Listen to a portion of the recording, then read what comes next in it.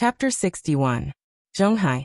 After getting off the plane, Chunxi quickly walked out of the station with the little girl in his arms. The big cat was probably feeling a little uncomfortable because it kept struggling in the bag.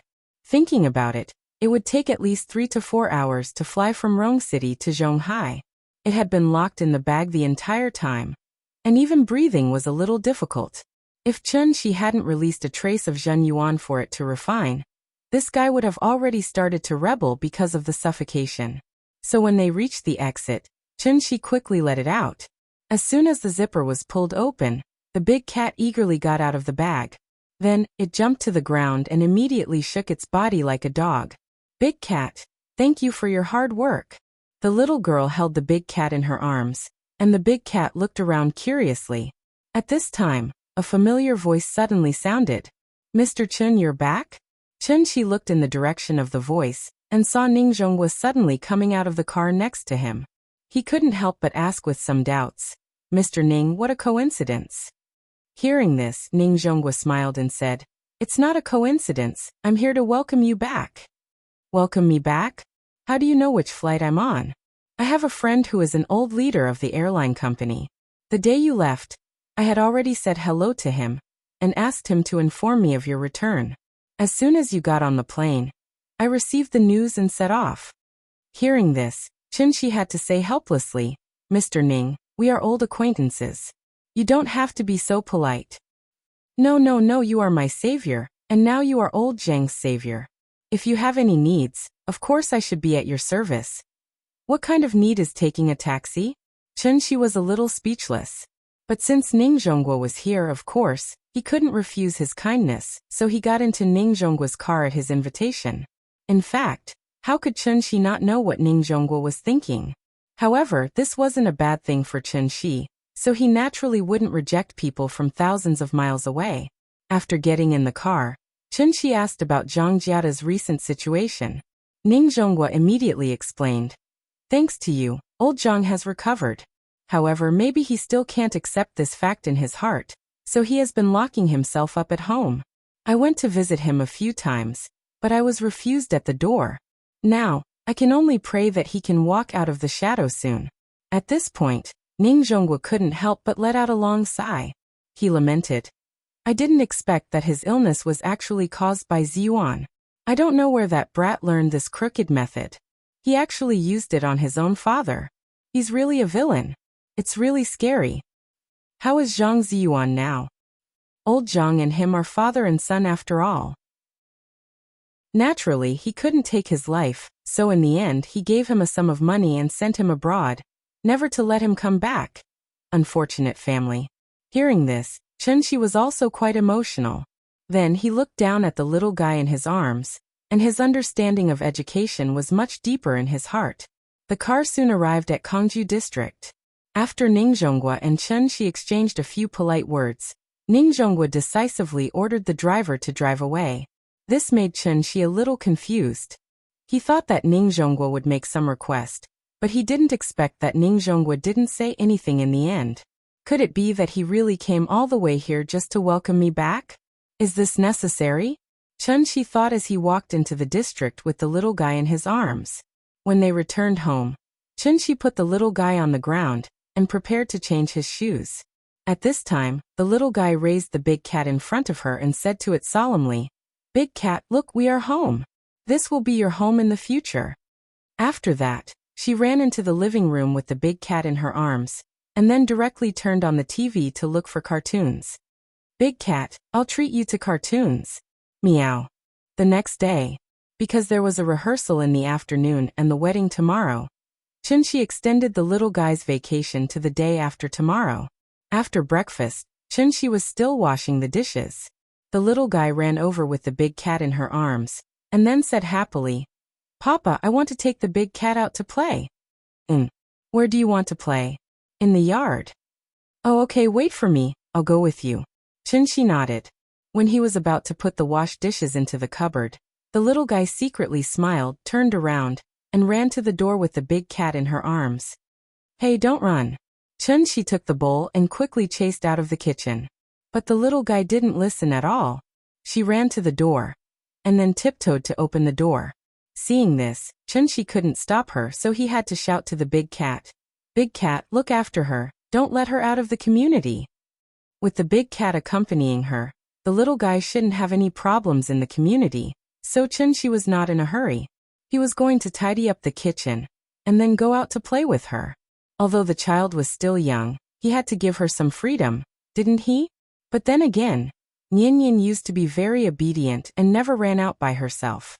But the big cat had only been here for less than a day, and Nian already dared to run out alone with it? Could it be that she was led astray by the big cat? As Chunshi washed the dishes, he wondered if he should warn the big cat. Although the big cat's intelligence was high, it was still a beast after all. In addition, it had been hiding in the mountains for years to practice, so its mind was as pure as Nian's. After these 2 days of being together, it was more and more obedient to Nian's words. After Nian ran downstairs, she directly took the big cat to the children's activity area in the center of the community. This children's activity area was originally just an empty space. At that time, the neighborhood committee hadn't been disbanded yet. Everyone saw that there were more and more children in the community, so they organized all the residents to pool money together. Each family contributed more than 10 yuan to transform this place into a children's activity area. The so-called children's activity area actually only had 1 slide and 3 swings.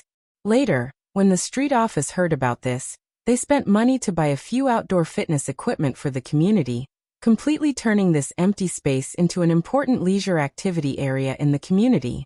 The little girl carried the big cat to the slide.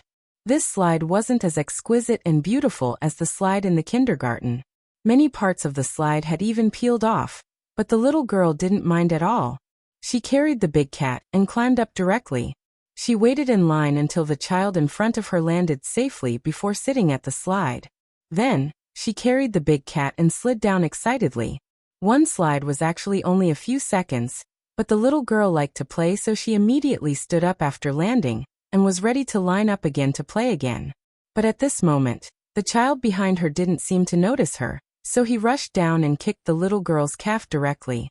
The little girl immediately lost her balance after being hit by him, and her whole body fell straight to the ground just like that.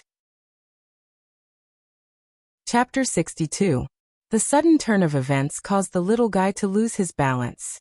His small body immediately fell straight to the ground. Because she was holding the big cat with both hands, she couldn't use her hands to support herself on the ground. Seeing that she was about to fall to the ground, the little fellow was worried about the big cat in her arms.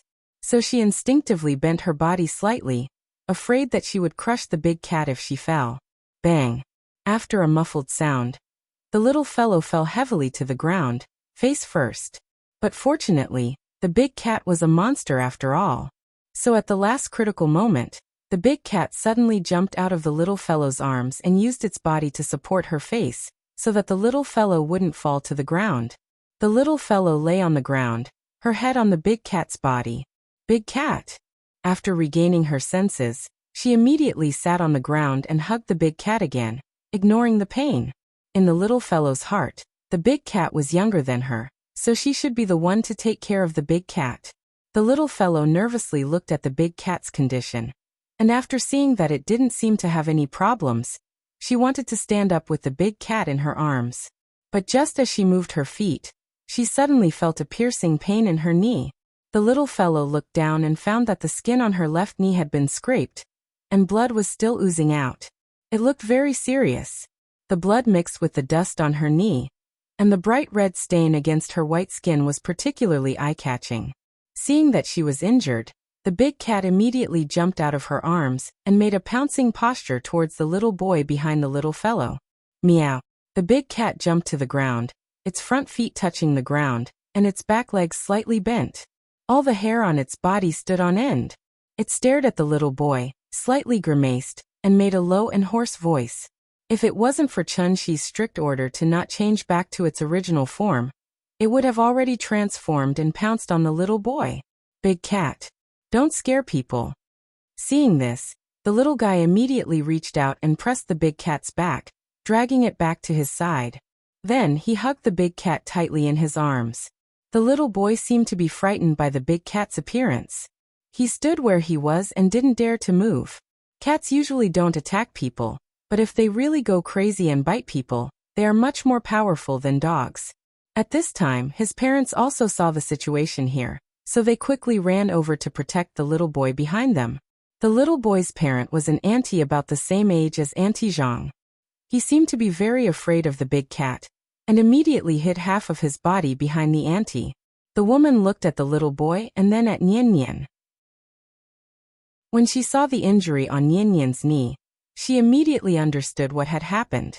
Thus, the auntie grabbed the little boy's ear and pulled him out from behind her, then shouted at him, "Little brat, why aren't you apologizing to your little sister?" After hearing the auntie's scolding, the little boy seemed to understand his mistake, so he lowered his head and said softly, "I'm sorry, little sister." "Didn't you eat?" Louder. The little boy was shocked by the auntie's roar. After hesitating for a while, he cried out, "I'm sorry." Hearing this, Nian Nian smiled sweetly and said generously, "Grandma, it's okay, don't blame brother." But after she said that, her little face couldn't help but wrinkle. The pain from her knee made her unable to stand steadily. The auntie saw her in pain and immediately squatted in front of her, asking with concern, "Little sister, where is your house? Let me send you home. Don't worry, I'll take revenge for you later by smacking his butt." Nian Nian shook her head and hurriedly said, "Grandma, don't hit brother. I'm fine, I can go home by myself. My house is there." The little girl turned around and pointed behind her, then looked at the injury on her knee. She then said seriously to the auntie, "I'm going home. Goodbye, Grandma." After saying that, she turned around and walked back the way she came. She walked very slowly. The injury on her knee made her unable to lift her leg too much, so she could only move out step by step. The auntie saw her pitiful look, and was instantly furious. She pulled the little boy's ear and shouted at him, "How dare you bully people? How dare you bully people?"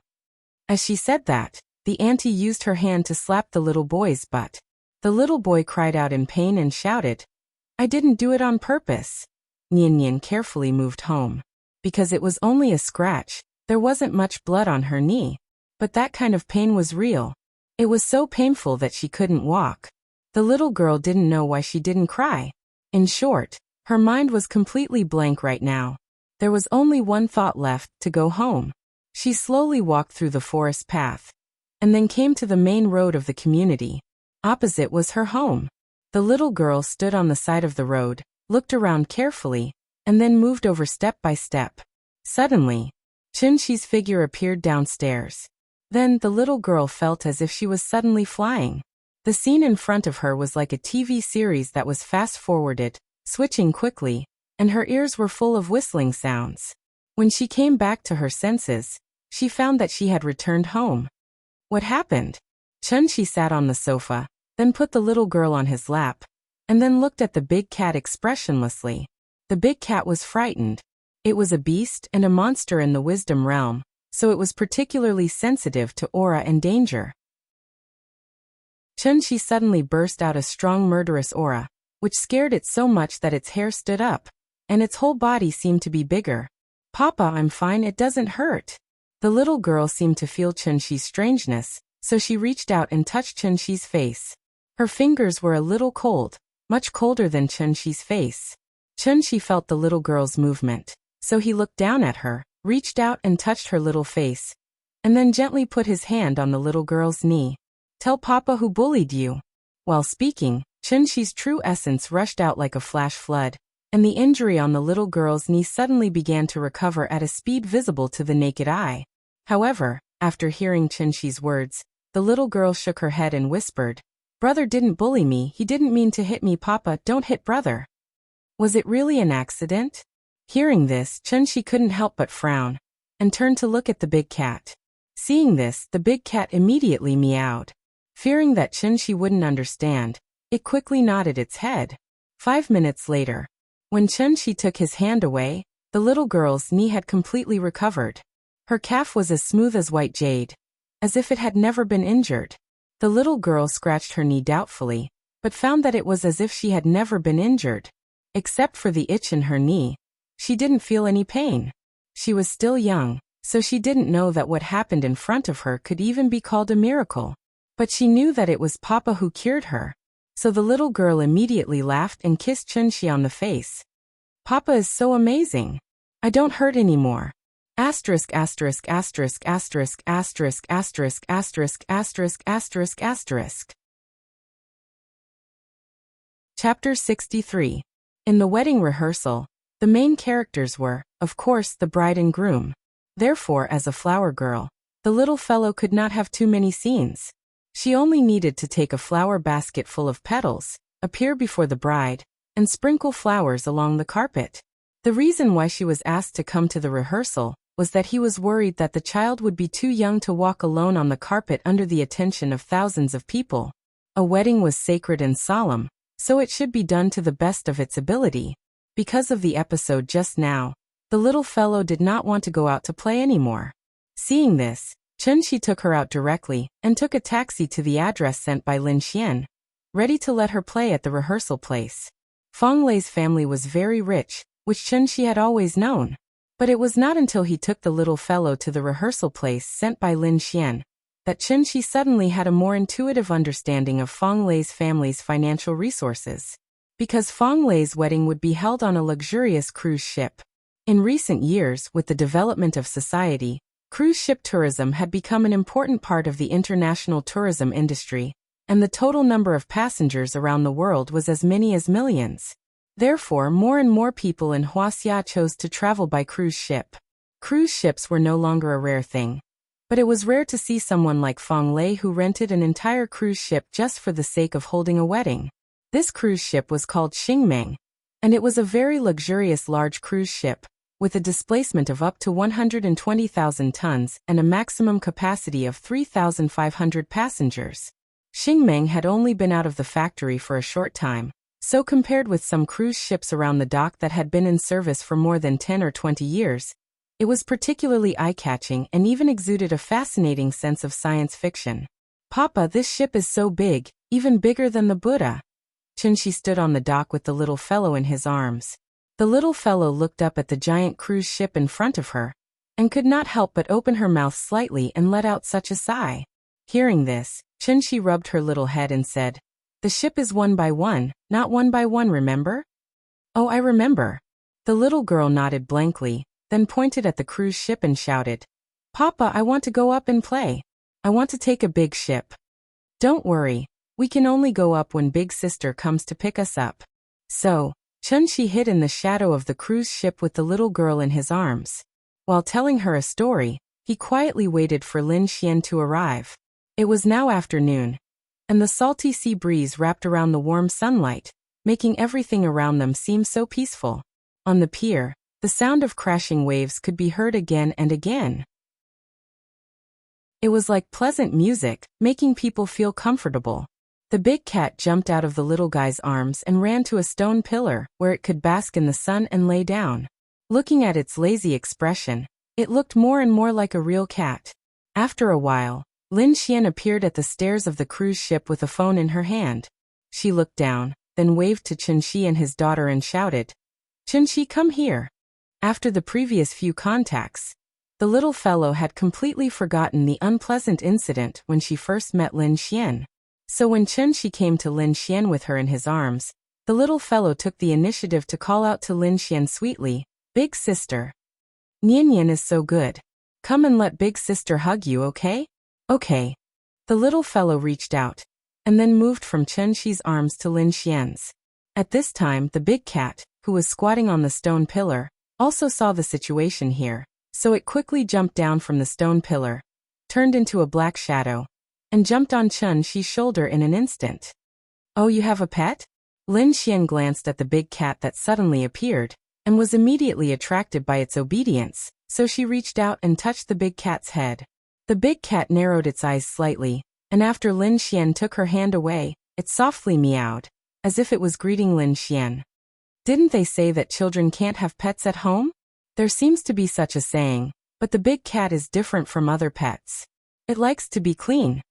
Chunshi explained with a smile. Lin Xian didn't understand this, so she didn't ask anymore. Star Dream was very big, and Feng Lei's wedding would be held on the top deck. So Lin Xian took Chunshi straight to the top deck. In order to have a perfect wedding, Fang Lei had signed a contract with the China Ocean Group as early as half a year ago, booking Star Dream for 3 days. Star Dream had a total of 1751 cabins, 26 elevators, and 18 decks, 14 of which were available for tourists to move around. The ship was so big, so of course it had a lot of supporting facilities. For main restaurants, 2 special restaurants, and 21 bars were just the basic facilities. In addition, there was a bowling alley, a sports field, a swimming pool, a spa, and a children's park. It really had everything, and it was very luxurious. Chen Shi followed Lin Xian to the top deck, and the first thing that came into view was a huge open-air swimming pool. He looked at the surrounding environment, then looked at the exquisite swimming pool, and couldn't help but sigh.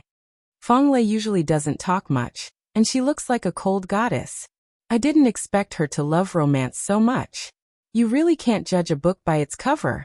Hearing this, Lin Xian rolled her eyes at him and said, "Romance is a woman's nature. If I had the money, I would definitely have a romantic wedding like hers in the future. That way, I wouldn't have lived in vain." Well, maybe it's really because poverty has limited my imagination, so before I came here, I didn't think that a wedding could be held on a cruise ship. The two chatted as they walked across the deck. At this time, Lin Xian suddenly thought of something, and turned to look at Chen Shi and asked, "Hey, by the way, you and Yingying didn't have a wedding, right?" After saying that, before Chen Shi could answer, she covered her mouth and said apologetically, I'm sorry, I shouldn't have mentioned this." "It's okay." Chen Shi smiled and shook his head, indicating that he didn't mind. However, when Lin Xian mentioned it, it reminded him of some memories, and he couldn't help but sigh. Yes, Nian is already 4 years old, but I still owe Yingying a romantic wedding. In fact, 5 years ago, Chen Shi also fantasized about what his wedding with Yingying would be like. Unfortunately, Yingying didn't seem to like this topic, so Chen Shi never had an in-depth conversation with her on this topic. Therefore, he didn't know what Yingying was looking forward to their wedding. Chen Shi looked at the busy wedding staff in front of him, and couldn't help but be a little lost in thought. Maybe, compared to a grand and romantic wedding, Yingying actually preferred to spend time with each other in a simple and peaceful way, drinking wine and growing old together. Chapter 64. Love was a matter of 2 people. Marriage was a matter of 2 families. Since family was mentioned, the parents' suggestions were naturally important. Therefore, even if Fang Lei was unwilling, she had to compromise in the end. The wedding ceremony could be done in a pure Western style, but the reception of guests and the banquet afterwards must be done according to Chinese standards.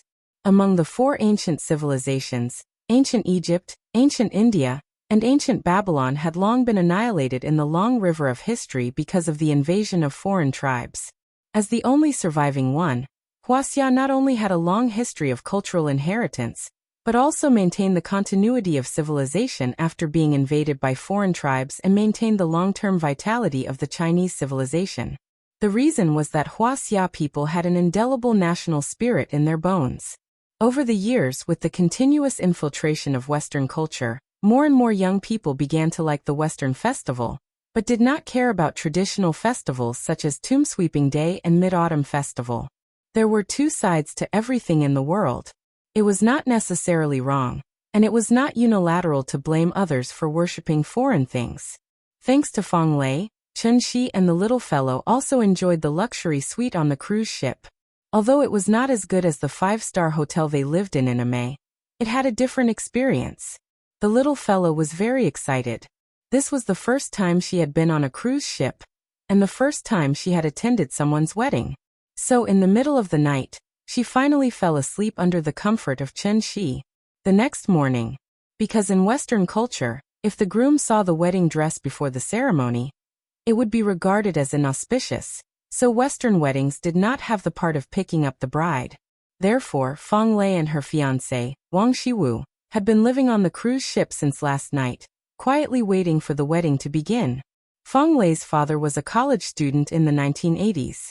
After graduation, he entered the state unit. Later, he caught up with the business boom in the 1990s, so he resolutely resigned from his position as a cadre of state-owned enterprises and came to Zhonghai alone to work hard. It took him decades to finally lay a large foundation. Feng Lei's father was highly educated and cultivated.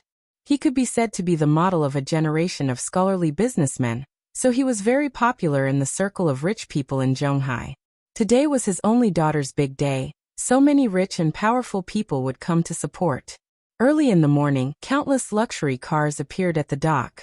Father Feng and Mother Feng both felt that the Western style was not desirable, so no matter how much Feng Lei complained, they were not moved. Instead, they changed into brand new formal attire early in the morning and stood at the dock to personally welcome every guest. When an ordinary family got married, they would usually arrange 30 to 40 tables. Some families would arrange 80 to 100 tables. However, for a wealthy family like the Feng family, who had a wide network of connections and friends all over the world, there would naturally be more guests. Due to the limited number of seats on the top deck, not everyone could get an invitation of the highest standard and go to the top deck to watch the ceremony. As for the guests who were unable to go to the top floor, they were arranged to stay on the lower deck and watch the live broadcast through the big screen. Guests arrived at the cruise ship one after another at 9 o'clock in the morning. Feng Qiu's father welcomed every guest with a smile. Suddenly, his assistant ran to his side and whispered to him, "Mr. Feng, the two Mr. Nings from the Ocean Group are here." "Oh, old Ning is here too? Wasn't he in poor health recently?" Feng Qiu's father was a little surprised. He quickly looked in the direction his assistant was pointing and saw Ning Zhonghua in the crowd. Therefore, he immediately walked out from behind the reception area and laughed. "Old Ning, what a rare guest. Let's have a few drinks later." As he spoke, he walked up to Ning Zhonghua and gave him a warm hug. Some of the guests around did not know Ning Zhonghua, but after seeing Feng Qiu's father's action, they immediately paid attention and secretly observed Ning Zhonghua, wanting to remember him firmly in their hearts. After the hug, Ning Zhonghua immediately said with a smile, "Old Feng, you're treating me as an outsider. Your precious daughter is getting married, so of course I have to come and support her. Hey, I heard that you were hospitalized some time ago, right? How are you? Are you feeling better?" "I'm fine. I'm in good health now." Feng Qiu's father and Ning Zhonghua exchanged a few polite words, then his eyes fell on Ning Qiutong. "Oh, Qiutong has become prettier again. When are you going to invite me to the wedding?" In order not to steal the bride's limelight, Ning Qiutong specially chose a rather dignified and low-key black gown today. Hearing this, Ning Qiutong smiled. Before she could say anything, Ning Zhonghua laughed and said, "It's still early, still early. My precious daughter is not as sensible as your daughter. She's eager to excel and looks down on all men in the world. I'm so worried. Children and grandchildren have their own lives. As a father, you can't be too nosy." The three of them chatted for a while before Ning Zhonghua wheeled Feng Qiu's father back to the reception area. After signing his name on the guest list, Ning Zhonghua laughed and said, "Old Feng, you have a lot of things to do today, so don't worry about us. We'll go up first. You can go greet the other guests. When you're done, we'll meet again." "Okay, then I'll be rude." Feng Qiu's father nodded, then waved his hand to call over his assistant. "Xiao Sun, bring President Ning up first." The assistant nodded. Just as he was about to invite the father and daughter of the Ning family to board the ship, Feng Qiu's father stopped him and whispered in his ear, "First row." The assistant nodded calmly. After boarding the ship, he led the father and daughter of the Ning family to the other side of the tunnel. They took the elevator directly to the top deck. Chunxi took advantage of the time to bring the little girl to the top deck. At this time, many guests were already seated. Melodious light music echoed above the deck. There were white flowers and exquisite decorations all around. As time went by, the orange-red sun slowly rose from the east, gradually blooming with golden light. Amidst the sea breeze, the atmosphere became more and more lively. Chunxi held the invitation. When he realized that there was no seat number on the invitation, he casually sat down in the last row of the VIP seats. After sitting down, the little guy immediately began to move restlessly from left to right. She was so excited. Sister said that when the wedding was about to start, she could go backstage and change into a beautiful white gown. Why didn't she let her change in advance? In fact, it was because Lin Xian was worried that she would dirty the gown, so she didn't give the gown to the little girl. Lin Xian was Fang Lei's main bridesmaid. As Wang Lu was already married, she was not a bridesmaid. Chen Shi looked around. Suddenly he saw a familiar face in the crowd. Li Xiuwen. At this time Li Xiuwen also noticed Chen Shi. He seemed a little surprised to see Chen Shi here. However, out of courtesy, he took the initiative to nod at Chen Shi. Seeing this, Chen Shi nodded back at him. However, at this time, Li Xiuwen suddenly froze. Because he remembered something. Therefore, after hesitating for a while, Li Xiuwen immediately walked toward Chen Shi. Mr. Chen, how are you? Asterisk asterisk asterisk asterisk asterisk asterisk asterisk asterisk asterisk asterisk. Thank you to Big Boss, still playing, for the 34,500 reward.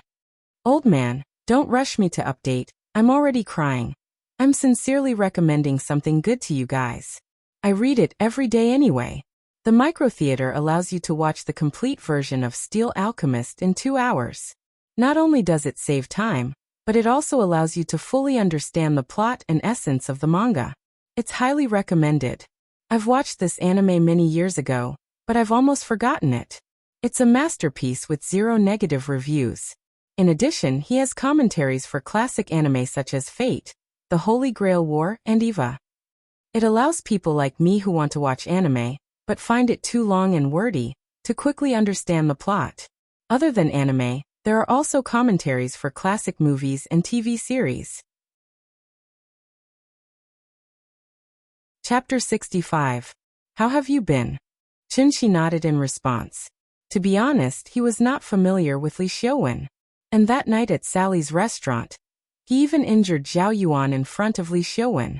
Regardless of whether Zhao Yuan was familiar with Li Xiuwen or not, at least Zhao Yuan was called by Li Xiuwen.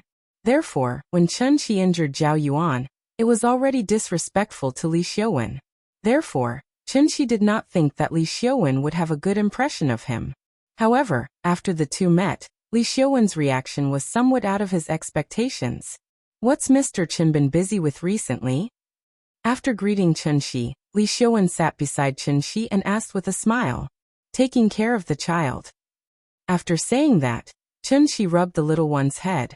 His behavior immediately made the little one unhappy. She quickly reached out and patted Chen Shi's hand. Then she gently covered her hair with both hands and said in a coquettish voice, "Papa, you're so annoying. Don't touch my hair." The little one's hairstyle today was not simple. Chen Shi woke up early in the morning and followed the steps on the internet step by step to make her a flower girl hairstyle. It was very complicated, but it really looked good, so the little one liked it very much. Really? Haha.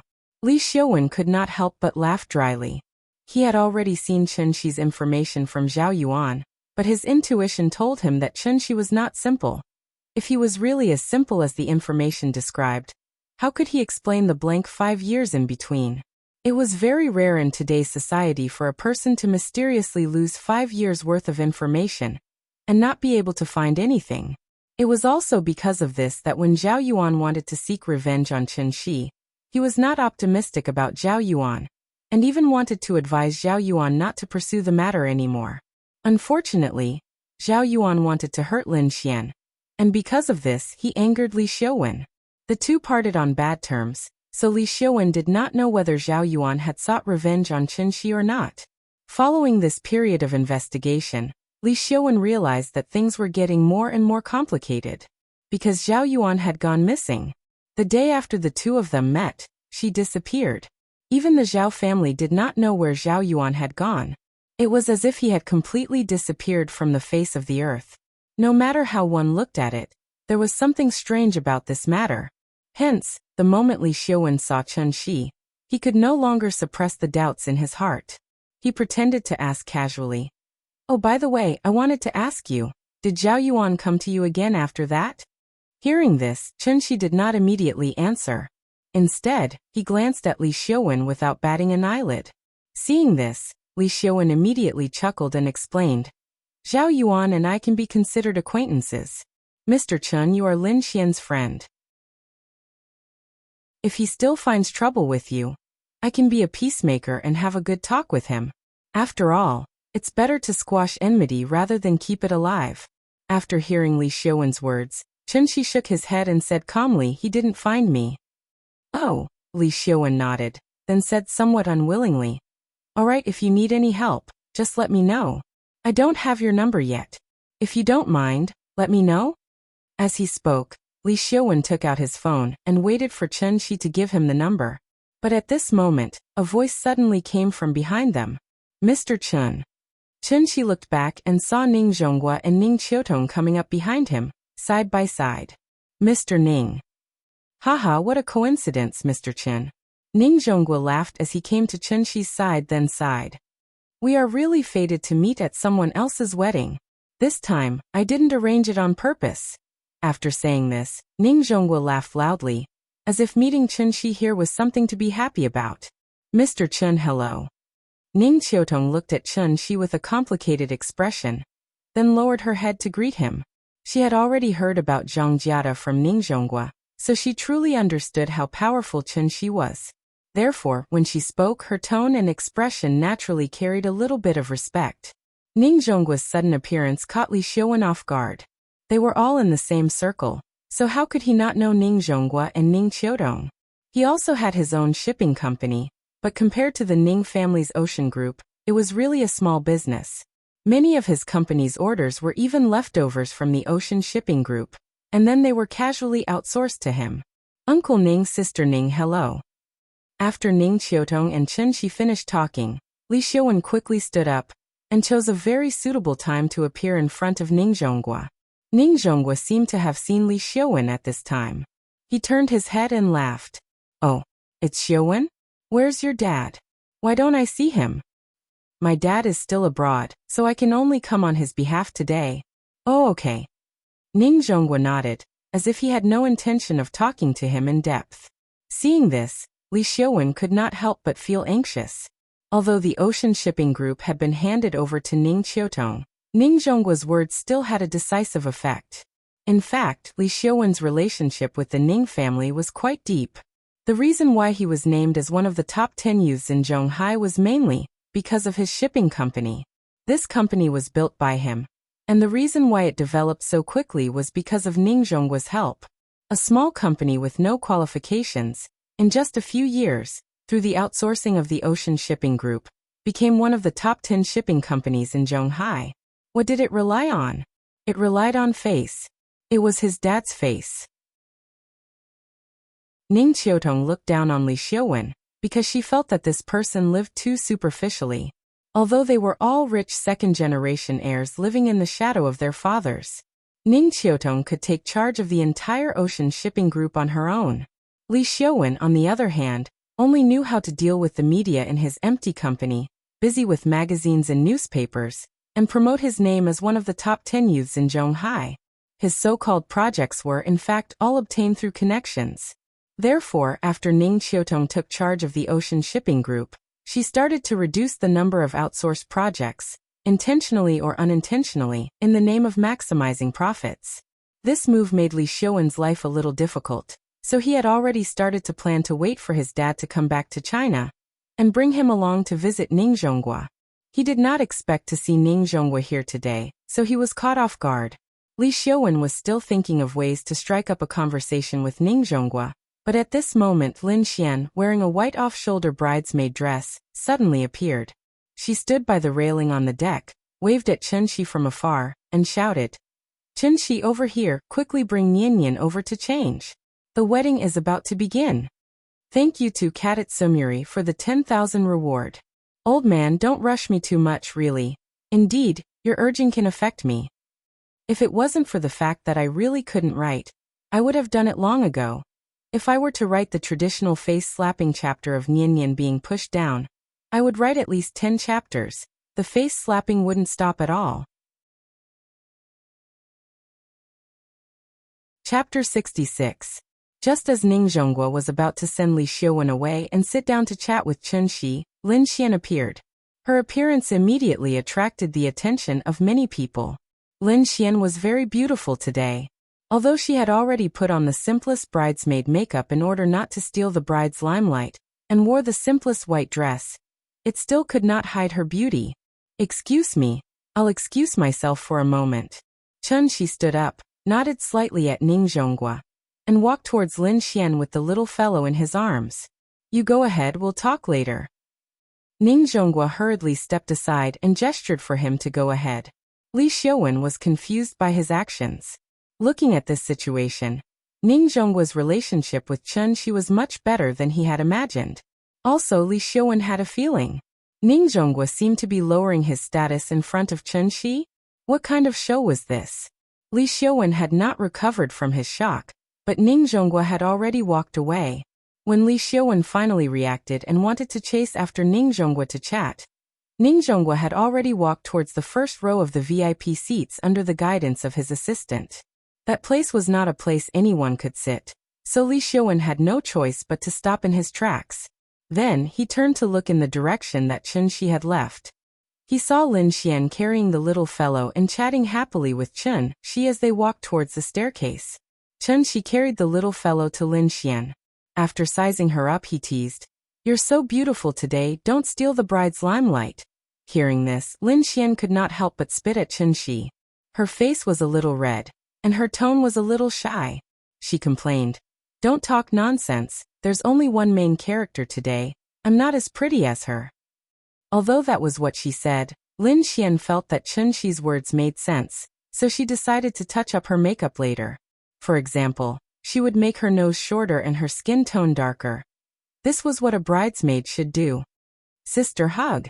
This was the first time the little fellow had asked her to hug him, so Lin Xian was stunned for a moment, and then quickly took the little fellow from Chunxi's arms.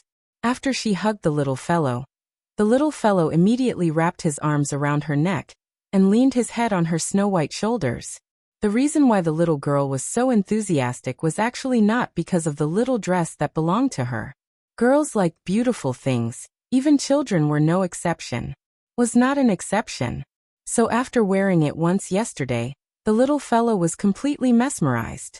Because Lin Xian was dressed as the main bridesmaid, when the guests saw her, they would stand to the side and make way for her. At the same time, they would smile and nod at her. The two of them walked side by side on the deck for a while. After seeing that there were not many people around, Lin Xian pretended to be nonchalant and asked, "Who is that woman in black? Why do I feel like I've seen her before?" Chunxi thought for a moment before realizing that she was referring to Ning Qiutong, so he introduced her.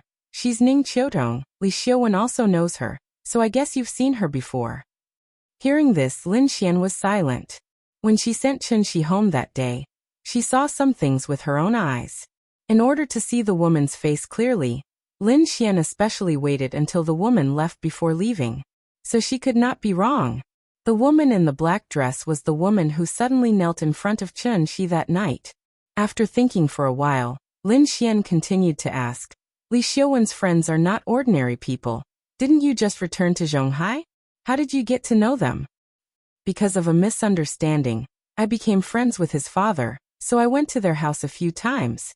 After hearing his words, Lin Xian secretly glanced at Chunxi. He was not telling the truth. But since Chunxi did not want to say, she naturally did not ask anymore. Thinking of this, she could not help but snort lightly, and then did not want to talk to Chunxi anymore. Carrying the little fellow, she quickly walked into a room around the corner. "Wait here, I'll bring her to change." "Okay." Bam. The sound of the door closing was a little loud.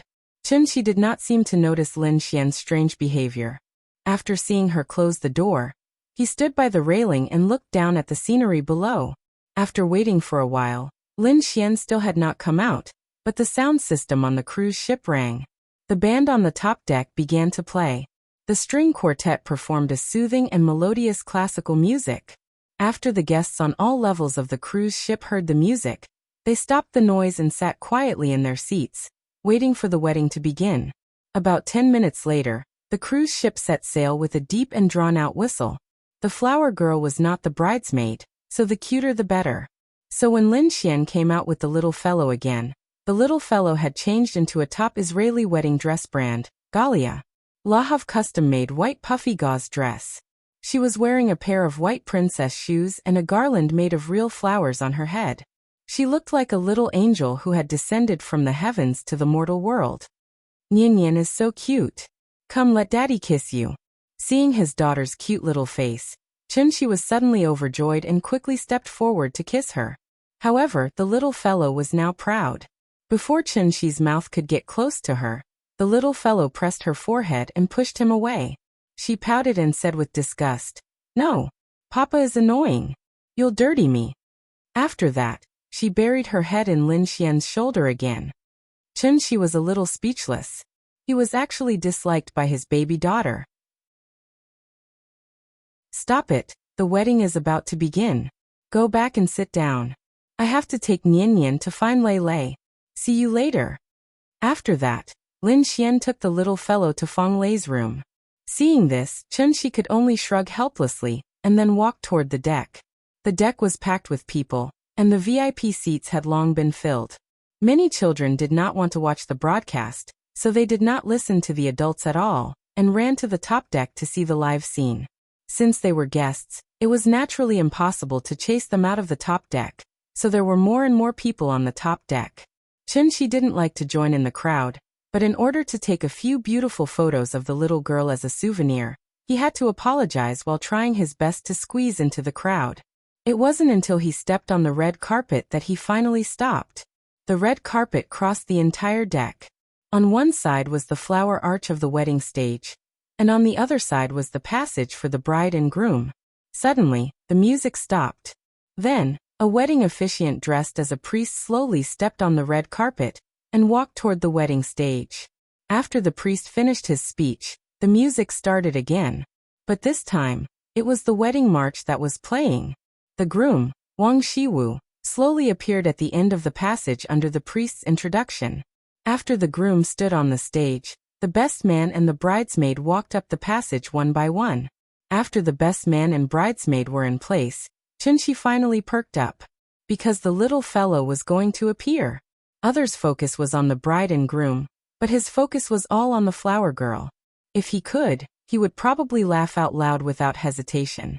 "That's my daughter. This was the pride of a father. Thank you to Mosafanzi for the 10,000 reward."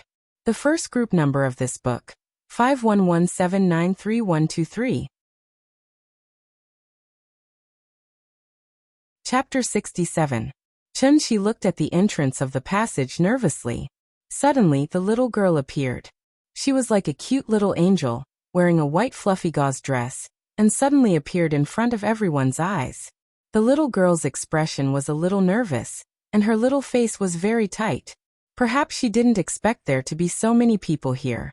This was the grandest occasion she had ever experienced in her life. The red carpet in front of her led to the wedding stage, and both sides were densely packed with people. The little girl was only a little more than a meter tall, so the adults on both sides were like two high palace walls, blocking all of her sight. As far as she could see, she could only see the other side of the stage from the end of the red carpet. Because there were too many people, she couldn't see where Papa was, and she couldn't help but feel more nervous. She thought this was a fun thing to do. But it wasn't until she stood here that she realized everything was different from what her sister said. Then the little girl's mind went blank because of nervousness. Whose child is this? So cute. That's right, if only my daughter was as beautiful as her. This young lady is truly a great beauty in the making. Look, our family is blushing when looking at this girl. Brat, how old are you? Chunshi stood in the crowd, listening to everyone talking about the little girl who suddenly appeared, and suddenly felt very proud. He slightly turned his body, hoping that the little girl could see him. But because there were too many people, the little girl didn't notice him. The little girl stood at the entrance of the passage for at least 5 seconds. At this time, a staff member of the wedding company quietly urged her behind. Nian, go, just walk to the stage on the opposite side. The little girl tilted her head and glanced at the staff member. After taking a deep breath, she slowly took the first step. She sprinkled flowers every 3 steps, and before she reached the end, she had to sprinkle all the petals in the basket. This was her task. It sounded very simple, and during the rehearsal last night, she had easily walked through it twice. But when it was actually carried out, the little girl found that she actually forgot how to walk. How should she walk? It was just like writing a word. After writing it, He felt that the words shouldn't be like this. The little fellow's feet were very stiff, and he even began to wonder how far he should take each step. When Chunshi saw her expression, he knew that she was nervous. A 4-year-old child walking alone on the red carpet under the watchful eyes of thousands of people. One could imagine how much pressure she was under right now. Chunshi kept waving at her, but the little girl didn't even look at him, and kept walking forward. Seeing this, Chunshi immediately kicked the big cat sitting at his feet and whispered, "Go to the front and lead the way for her, but don't walk on the carpet." The big cat was very smart. It immediately understood what Chunshi meant, so it immediately jumped in the direction of the little guy. The little guy was short to begin with. When he saw the big cat running over from the side of the carpet, he immediately noticed it. Meow. The big cat softly called out to the little guy. This made the little guy's heart calm down a lot, and her footsteps finally became more natural. She walked towards the stage while scattering flowers, and the big cat was 1 or 2 meters in front of her, leading her along the red carpet. Maybe it was because all her attention was on the big cat, so when the little guy passed by Chunshi, she didn't even hear Chunshi calling her. After walking about 2/3 of the way, the little guy's tense little face finally showed a natural smile, and it was obvious that she had relaxed a lot. But at this moment, an accident happened. Just as the little guy was counting her steps and scattering flowers as she walked, she suddenly lost her balance and fell heavily to the ground. As if replaying the scene from yesterday, the way she fell was exactly the same as yesterday. But this time the big cat didn't cover her in time. Amidst the exclamations of the crowd, the little guy fell heavily to the ground, and the petals in the flower basket scattered all over the ground. And her sudden fall was instantly shown to everyone through the broadcast on the big screen. Meow. When the big cat heard the movement, it immediately turned around and ran to Nian-Nian's side. Chunshi also reacted and wanted to go forward to help her up. But after hesitating for a moment, Chunshi chose to call back the big cat, and at the same time, he transmitted his voice to Nian-Nian. "Baby, don't be afraid. Stand up. Daddy is behind you. Stand up and be brave. You've already walked so far. Stand up and keep walking. Just hold on a little longer, and you'll reach the end." Perhaps it was because of Chunshi's voice transmission, the little guy finally came back to his senses. She quickly got up from the ground and picked up the flower basket again. Under the accompaniment of the music, she continued to walk toward the stage not far away. Although this fall didn't hurt her skin, it did hurt a little.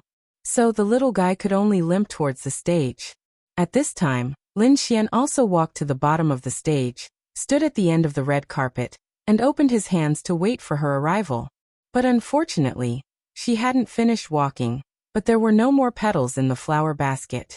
The little guy remembered her mission, so even if there were no more petals, she still made the gesture of sprinkling the flowers. Although it was only air that was sprinkled as she walked, the little guy's tears suddenly fell. Just like that, she silently walked on the red carpet while crying. The cameraman was very smart.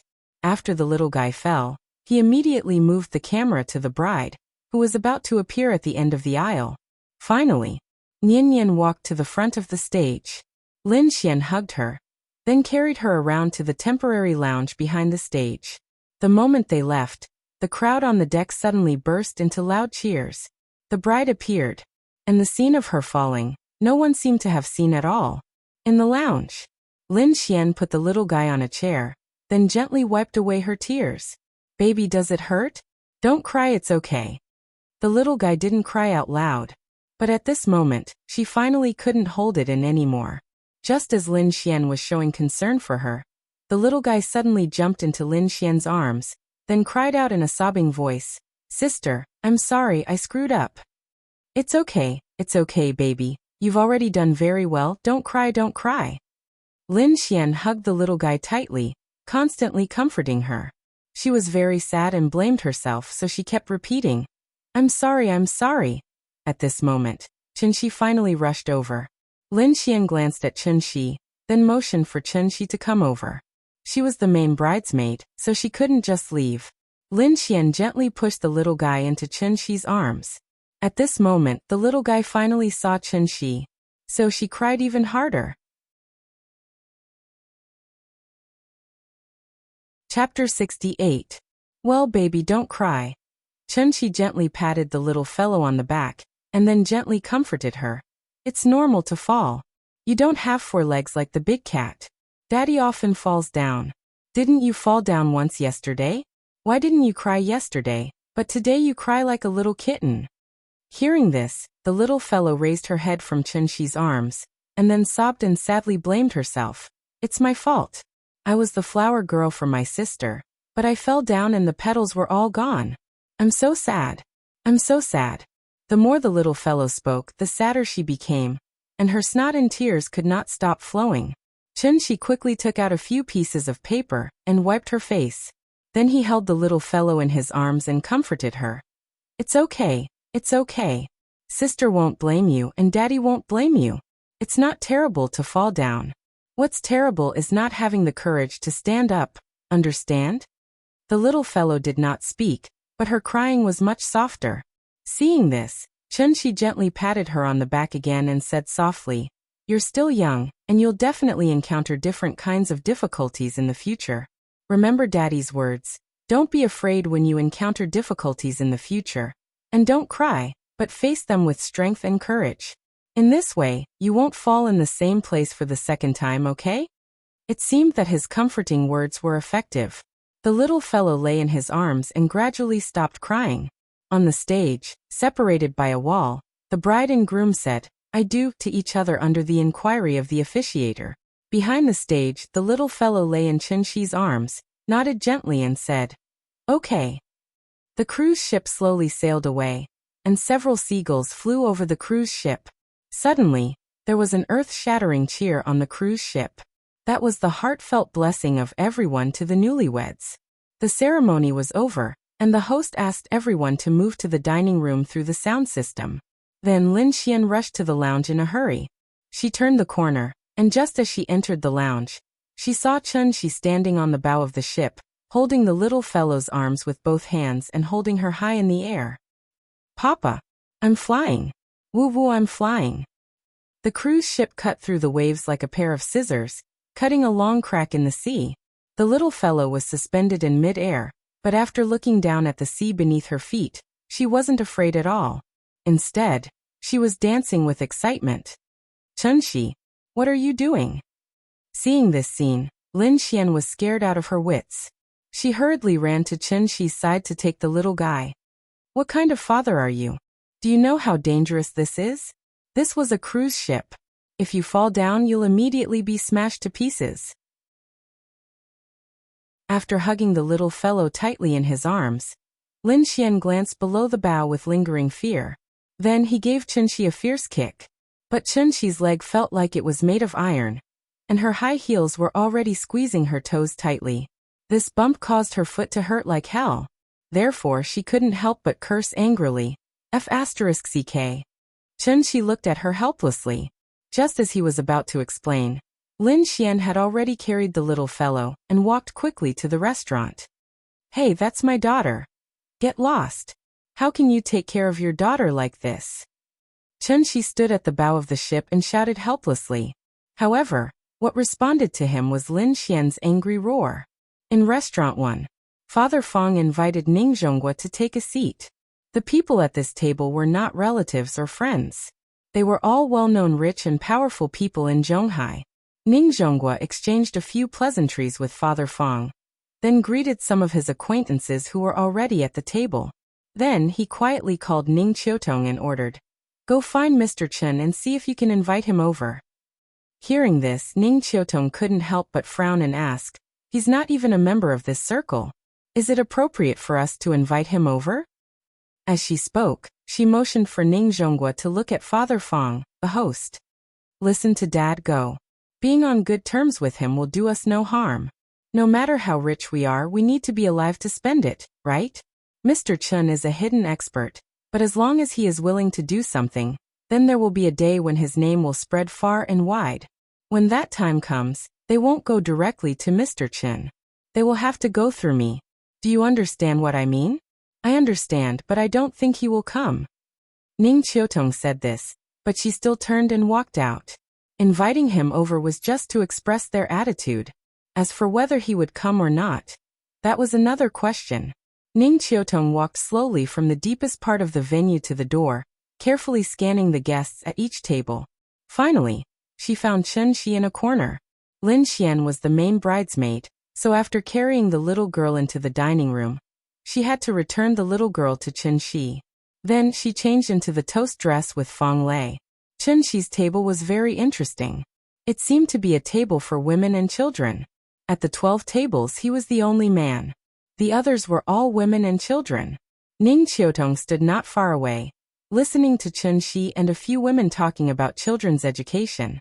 She couldn't help but feel a little absent-minded. 100,000 yuan was not even enough for her to buy a bag. It was also because of this 100,000 yuan that she almost killed Ning Zhonghua. Therefore, after this incident, Ning Qiutong's personality changed a lot. In the past, she was the female president who had just taken charge of the Ocean Group. Her whole body exuded a sharp aura, like a sharp blade. Her imposing manner was enough to make everyone unconsciously bow their heads in front of her. She always meant what she said. As long as she made a judgment, she would absolutely believe in her own judgment. It wasn't until that day, when she helplessly knelt in front of Chen Shi, that she finally realized where she had gone wrong. Maybe this was a good thing. She was born with a silver spoon in her mouth. After all, she had to go through some things to transform and become more perfect. After hesitating for a moment, Ning Qiutong came behind Chen Shi and said softly, "Mr. Chen." Chen Shi looked back and saw that it was Ning Qiutong, so he asked, "Miss Ning, what's the matter?" "My father wants to invite you to his table. Do you think it's okay?" Ning Qiutong pointed to the deepest part of the venue. Seeing this, Chen Shi immediately shook his head and said politely, "No, it's okay. I have a child here, so it's not that troublesome." Okay, take your time." After Chen Shi rejected her, Ning Qiutong didn't say anything more. She nodded at him gently and went back. After Ning Qiutong left, a woman next to Chen Shi asked with a smirk, "Young man, who's that girl? She's pretty." "A friend," Chen Shi replied politely. "A friend? You have such a beautiful female friend?" The woman didn't seem to believe it. Before Chen Shi had time to explain, she said with a smirk, "That bridesmaid is also your friend, right? TSK, young people these days are amazing." Her words, which were full of meaning, immediately caused the other big sisters at the table to laugh. Seeing this, Chen Shi could only smile and say, "She's really a friend. Don't tell me you all think that there's no such thing as a simple friendship between a man and a woman?" "No." Hearing this, the big sisters immediately replied in unison, "You guys are so shallow." After saying this, Chen Shi also laughed with them. The women were just joking, so Chen Shi didn't take it to heart. Because in reality, his relationship with Ning Qiutong could not even be considered as a friend. Chapter 69. During lunch, Chen Shi talked with several older sisters about how to educate children, which gave Chen Shi a lot of inspiration.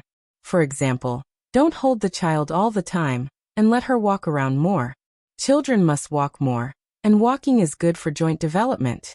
At the same time, exercise will also increase the child's lung capacity. The stronger the respiratory organ, the stronger the vitality naturally. In addition, more sun exposure to prevent osteoporosis, which is conducive to the healthy growth of children. Although there was Chen Shi, and Nyan's body absolutely could not have any problems, the older sister's advice was still very pertinent. These older sisters were also experienced. In just the time it took to eat a meal, they could see how much Chen Shi doted on the little guy, so they earnestly advised him to learn how to properly refuse. It was good to spoil his daughter, but he couldn't spoil her too much. Blindly spoiling and doting would harm the child. The cruise ship was still in the process of cruising, and would not return until dinner. So after lunch, Chen Shi took the little fellow back to the suite, and let the big cat play hide-and-seek with the little fellow in the room. And he turned on the TV to watch Where Are We Going, Dad? This was also the older sister's advice. Otherwise, Chen Shi would not have known that there was such a variety show about parent-child interaction in the world. Some of the children were older than Nyan, and some were younger than her. As soon as the theme song was played, the little fellow had already heard the sound and ran over. Then she sat next to Chun-Shi with the big cat in her arms and watched with him. After watching for a while, the little fellow pointed to a little boy who was being difficult on the TV and giggled. "Papa, that brother is so silly. He's crying so shameful." Looking at her complacent look, she had probably forgotten that she was crying in the morning.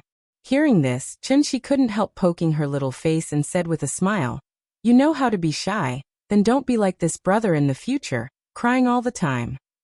"I'm not going to cry." The little fellow was still so proud.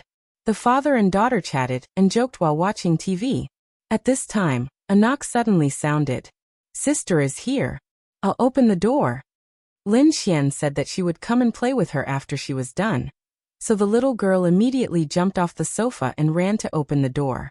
However, when she opened the door, she didn't see Sister Lin Xian, but the uncle she had seen a few times before. "Uncle, who are you looking for?" The little fellow stood behind the door and poked her head out, asking knowingly. Standing outside the door were Ning Zhonghua and Ning Qiutong. They had met this morning. Ning Zhonghua lowered his head and glanced at her. He knew that the little fellow was pretending to be strange, so he laughed and said, "Little darling, I'm here to find your father. Can you let us in?" "Oh." The little fellow nodded, but did not move aside. Instead, she looked back at Chun-Shi in the room. Chun-Shi had heard the movement at the door, so he sat up and waved to her, motioning her to come back. The little fellow jumped into Chun-Shi's arms, and then said in a muffled voice, "Papa, that old uncle is here to see you again." "I know." Chun-Shi pinched her little face, and then shouted to the door, "Mr. Ning, the child is not sensible. Please come in." Hearing this, Ning Zhonghua gently pushed the door open, then looked at Chun-Shi and laughed. "Mr. Chen, am I disturbing you?" "It's all right. Please sit down." Chun-Shi pointed to the sofa next to him. After they sat down, he asked, "What can I do for you?" Ning Zhonghua smiled. After sorting out his words, he slowly said, "When we were eating just now, I talked to a few friends about you. This you don't mind, do you?"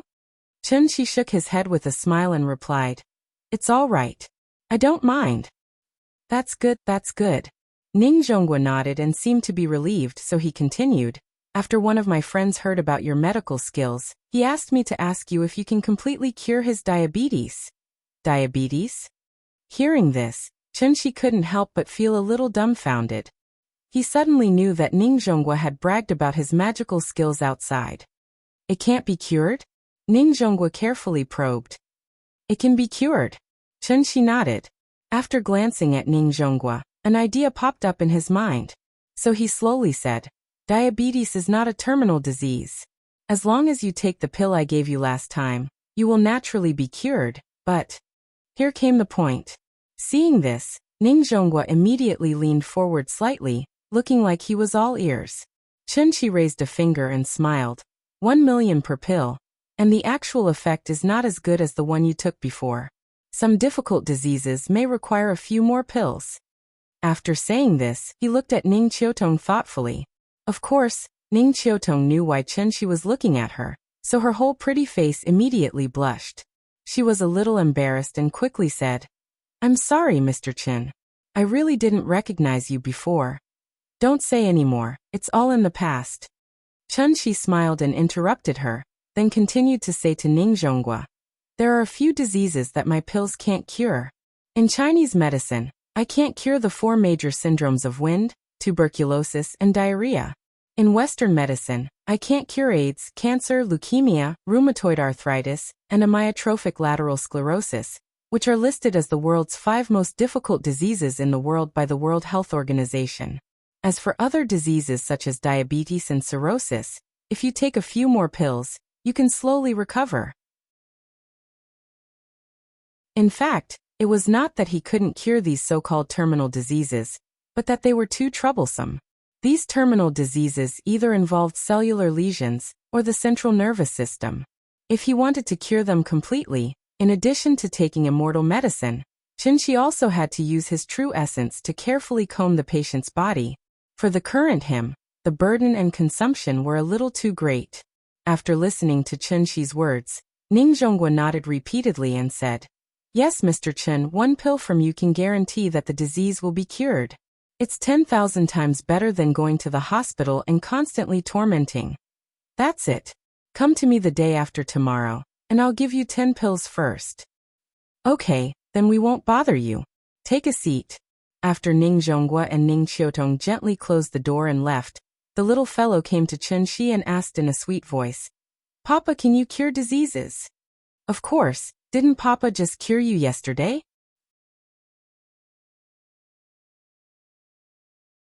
Chapter 70. After Ning Zhonghua left, the little fellow jumped into Chen Shi's arms again, and then continued to watch where Daddy went with Chen Shi. The little fellow watched where Daddy went, but her focus was different from Chen Shi's. What she liked was the strange scenery and games, while Chen Shi watched the interaction between the cute girl and Daddy. After watching the first episode, Chen Shi wanted to show her the second episode, but the little fellow didn't want to watch it anymore. Instead, she leaned her little head forward and said to Chen Shi expectantly, Papa, I also want to play 123 Wooden Man. Okay, Daddy will play with you. Chen Shi touched her little head, and then stood up with her in his arms. In fact, games like hide and seek and 123 Wooden Man were more fun with more people. Chen Shi thought for a moment, and asked the big cat to play with him. So, the little fellow leaned against the wall and counted. Chen Shi and the big cat stood behind her, and moved toward her like snails. 1, 2, 3 Wooden Man. After the little fellow shouted, she immediately jumped and turned around, but Chen Shi and the big cat seemed to have never moved. After several times, the little fellow didn't catch any trace of their movements, so she couldn't help but pout. When she turned around again, this time she quickly shouted, 123. Without even calling out to the Wooden Man, the little fellow hurriedly turned her head. Just after she turned her head, Chen Shi pretended to be panicked, made an extremely exaggerated posture, and constantly swayed his center of gravity from side to side, as if he was completely unstable. I caught you. You moved. You moved. The little fellow jumped and clapped her hands, then pointed at Chen Shi and giggled. Well, I was caught by you. It's my turn to count 123. Chen Shi pretended to be regretful and said, I'll be Wooden Man. The little guy quickly ran to Chen Shi's side, then pulled the big cat back to the corner, ready to start another round. Chen Shi, on the other hand, did what she did just now. He slowly leaned against the wall and shouted, 1, 2, 3 Wood Man. After saying that, he imitated the little fellow and turned around. The little girl pursed her lips and looked very serious.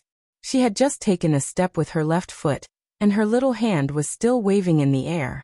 When she saw Chen Shi turn around, she tried her best to stop her body from shaking. Chen Shi pretended not to see her move, so he turned around and started counting again. Most of the children nowadays spent their childhood in the company of toys and cartoons.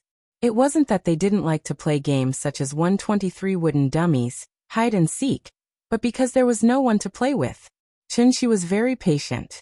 As long as the little girl was happy, he could play with her all day. So when Lin Xian finished everything and came to find them, the father and daughter were still playing 123 wooden dummies in the room. Chen Shi didn't know why the relationship between the little fellow and Lin Xian had improved by leaps and bounds.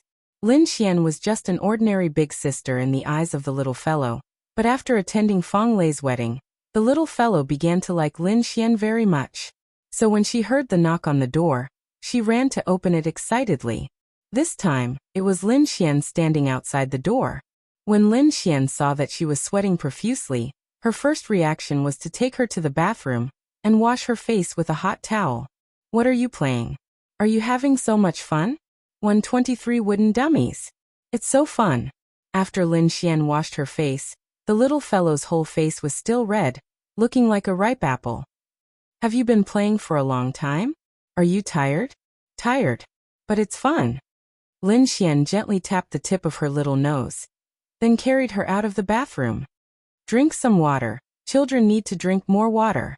After pouring a glass of water for the little fellow and letting her gulp it down, Lin Xian looked at Chen Shi and praised.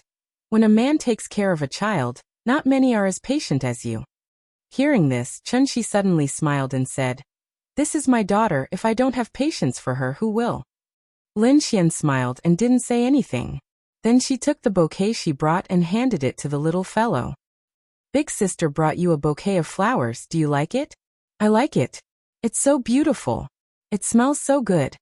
The little fellow took the bouquet and smelled it, then suddenly smiled happily. She had seen this bouquet yesterday, but Lin Xian didn't allow her to touch it. She didn't expect that she would give it to her today. At this time, Chunxi said thoughtfully, "This is the bride's bouquet, right? I heard that after the bridesmaid receives the bouquet, it's best to dry it and leave it at home for a good omen. If you give it to her like this, I'm afraid this bouquet won't live past tonight. I don't believe in that."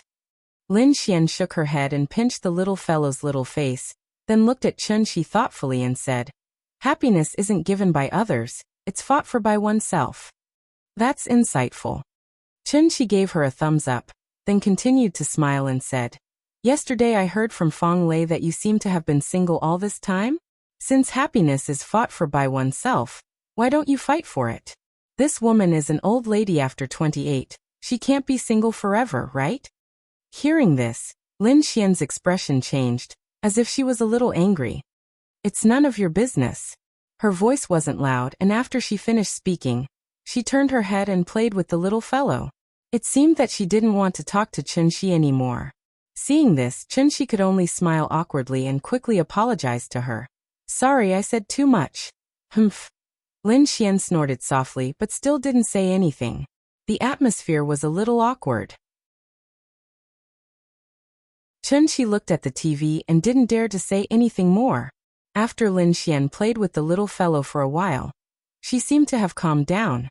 She turned her head again, looked at him, and asked, "After dinner, the cruise ship will go out to sea again and will return the day after tomorrow. You are going to stay until the day after tomorrow?" "I'm going to take her back later. We've been out for a few days, it's almost time to go back to kindergarten."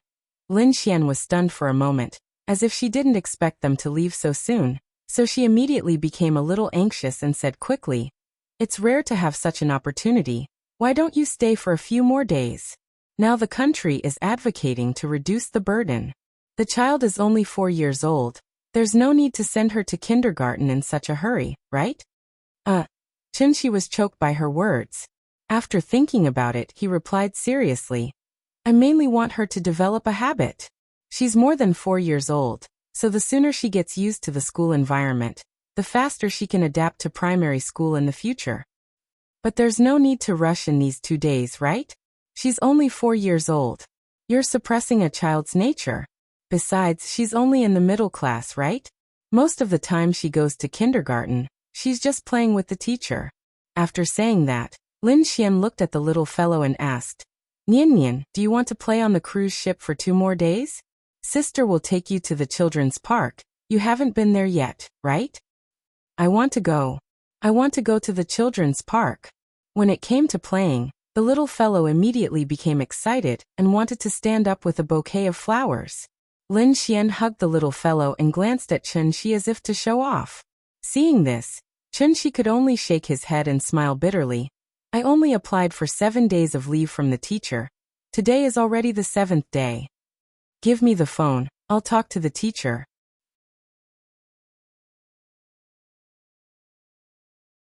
Chapter 71. Papa, Papa, where are we going? "I'm not afraid of anything as long as you're here." The little fellow stood on the sofa, clapped her hands excitedly, and then sang along with the music on Lin Xian's mobile phone. However, after the little fellow finished singing, Chunxi didn't continue singing, so she was immediately unhappy. She stood on the sofa and stomped her feet, and then said loudly, "Papa, you don't want to play with me anymore." Hearing this, Chunxi smiled bitterly and said quickly, Okay, let's sing again. Papa will sing with you." She had sung 5 times, and she could only sing 2 lines each time, but she still enjoyed it. It wasn't that Chunxi couldn't sing. With his control over his body, it was a simple matter for him to sing well. However, he always felt a little embarrassed, especially when Big Cat and Lin Xian were also listening. It felt weird. At this time, Lin Xian also paused the music. She played the music again, and then shouted to Chunxi, "It's a good thing that the child is willing to learn to sing. You should cooperate with her." "Okay, I'm wrong. Let's sing again. Papa will sing with you." The prelude sounded. The little fellow didn't learn English, so she didn't know what they were talking about. The main song was not as catchy as the chorus, so she couldn't remember it after listening to it several times. She could only muddle through with it.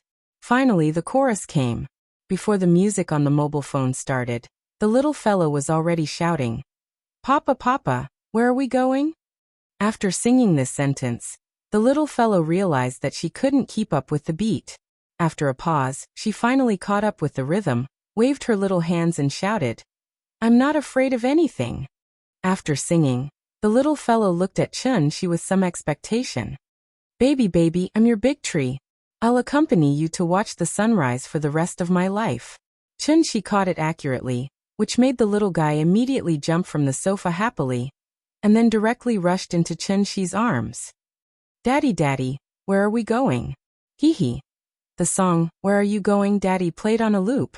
After singing a few more times, under the organization of the little fellow, the game of 123 wooden men started again. But this time, there were 3 wooden men. It was time for dinner. The little girl walked in the middle, holding Chun-Shi's hand in one hand and Lin Xian's hand in the other. From time to time, she would suddenly lift her legs and let them carry her. After they walked into the restaurant, they randomly chose a table and sat down. The little girl was still singing, "Where's Daddy?" At this time Wang Lu, who was not far away, noticed them. She quickly used her elbow to lightly nudge Li Xiaowen beside her, indicating for him to look over there. After watching for a while, Li Xiaowen's expression became uglier and uglier. Lin Xian and Chun-Shi have known each other for a long time. The relationship between them has always been very good. Wang Lu saw his expression and immediately knew what he was thinking, so she quickly said, "Why don't we go over and say hello?" "Let's go." Hearing this, Li Xiaowen immediately got up and walked over. Wang Lu quickly carried her bag and followed behind him. "Xian, Mr. Chun, you don't mind, right?" As Li Xiaowen spoke, he pointed to the seat next to Lin Xian.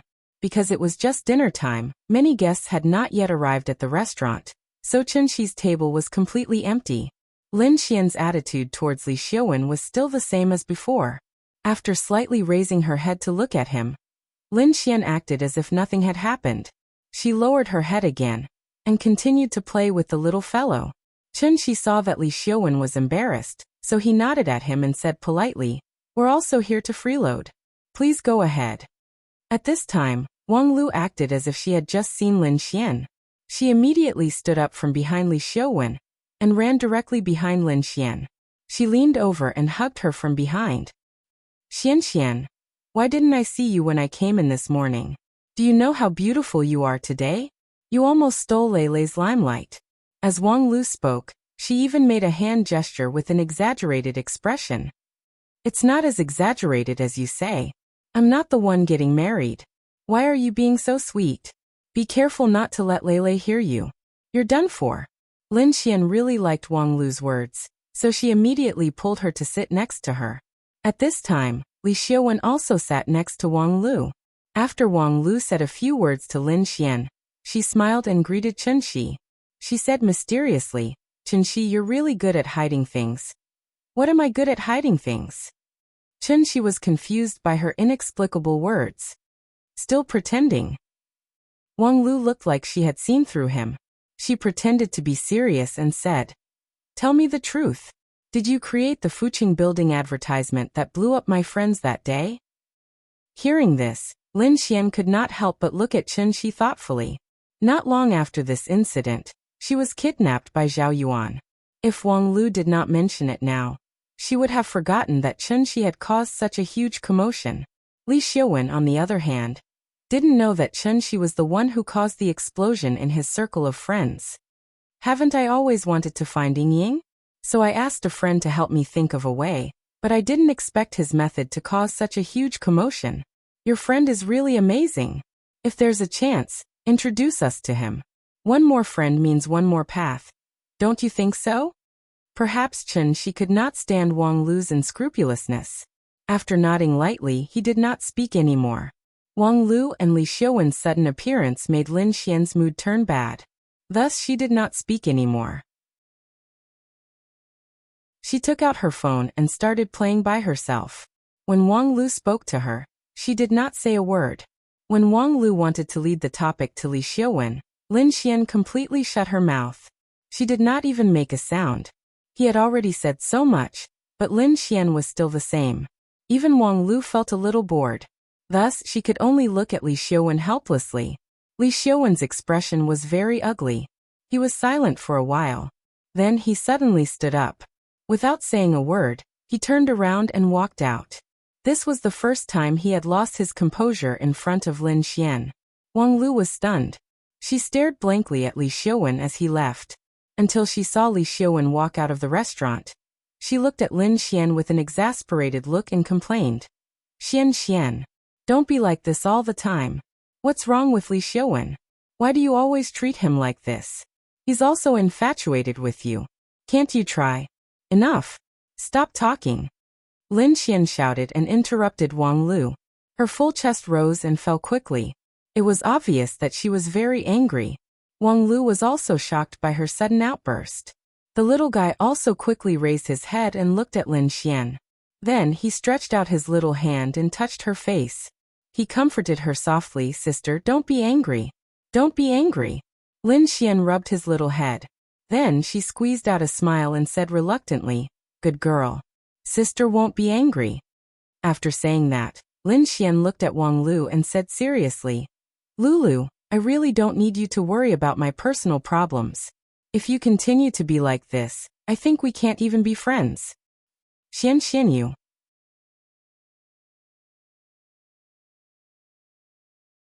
Chapter 72. Lin Xian's personality was straightforward, and she had always been clear about her likes and dislikes. Wang Lu really did not expect that her matchmaking this time would make Lin Xian so angry. She had done this many times in the past. Why couldn't she do it this time? Wang Lu looked at the two of them in surprise, her eyes full of disbelief. Seeing this, Lin Xian immediately knew what she was thinking. Therefore, after calming down a little, Lin Xian shook her head, looked at Wang Lu and said seriously, Lulu, I really don't like Li Xiaowen. I beg you don't interfere anymore, okay? Okay.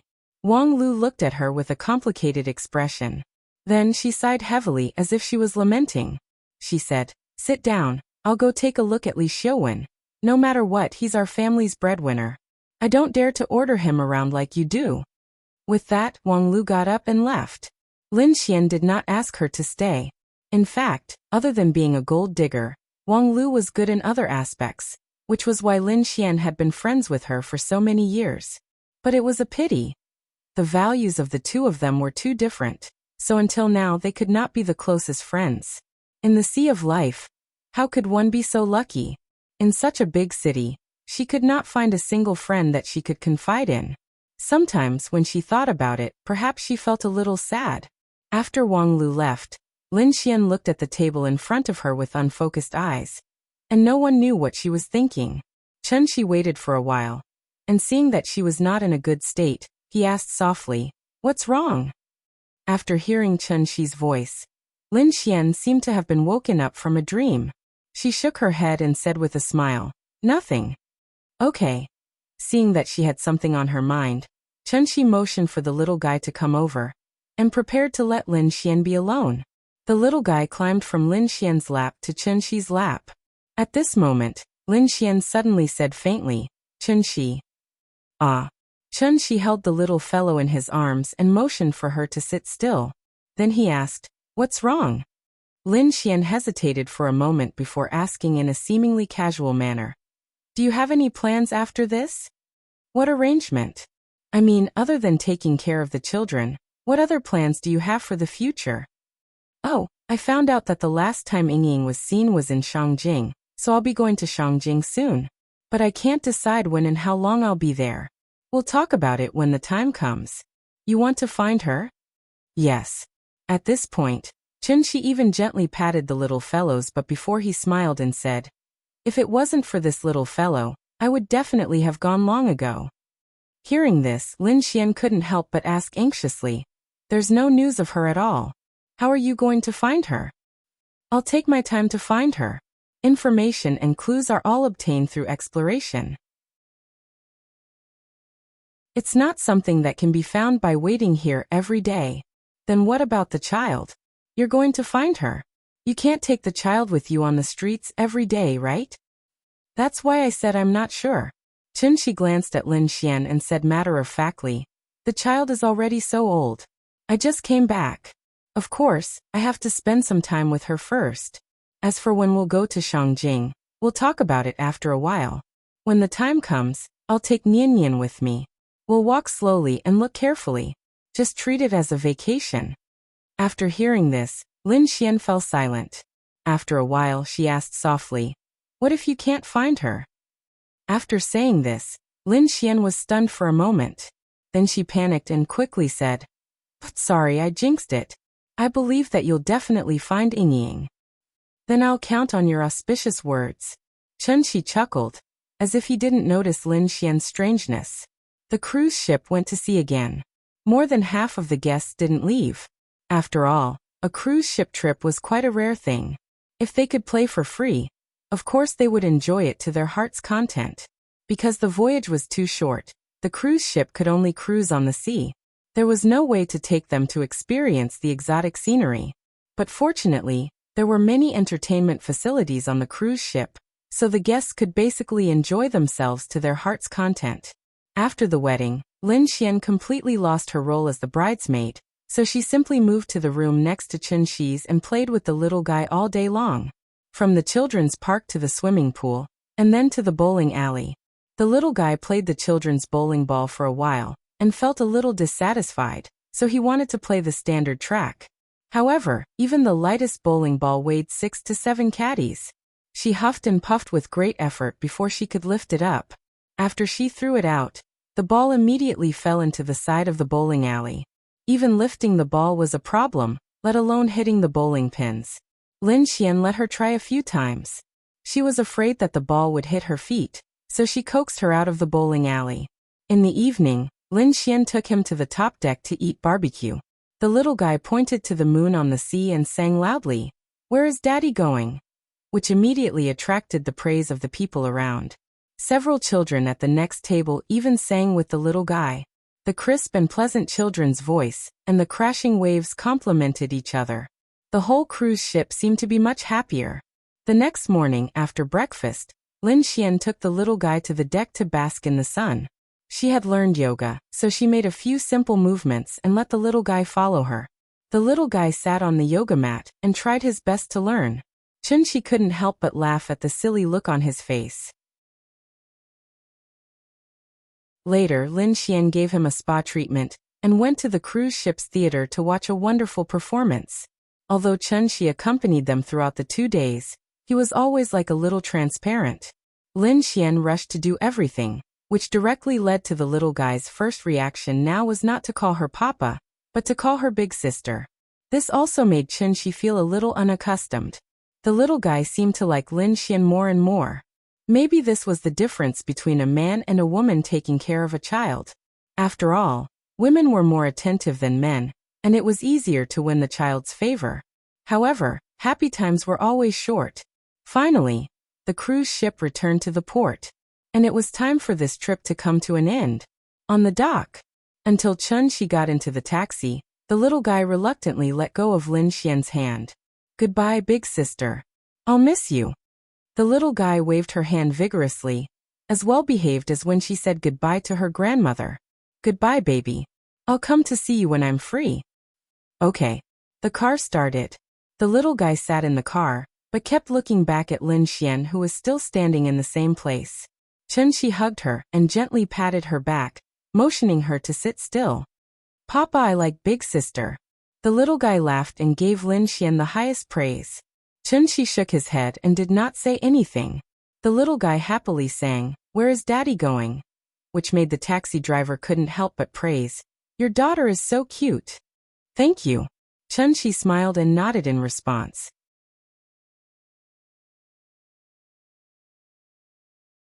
Chapter 73.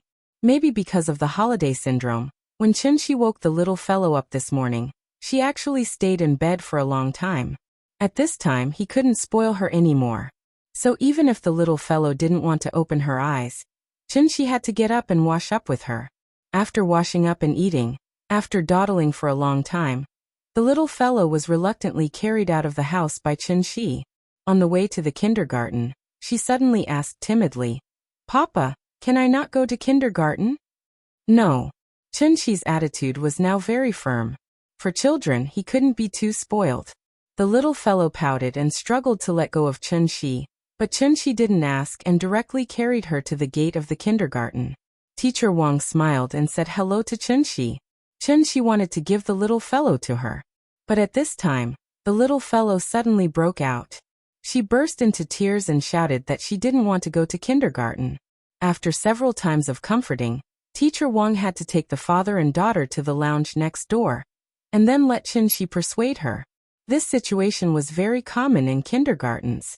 After Chen-Shi's patient and earnest teaching, the little fellow finally calmed down, and then said with a pitiful look, "Papa, you have to pick me up."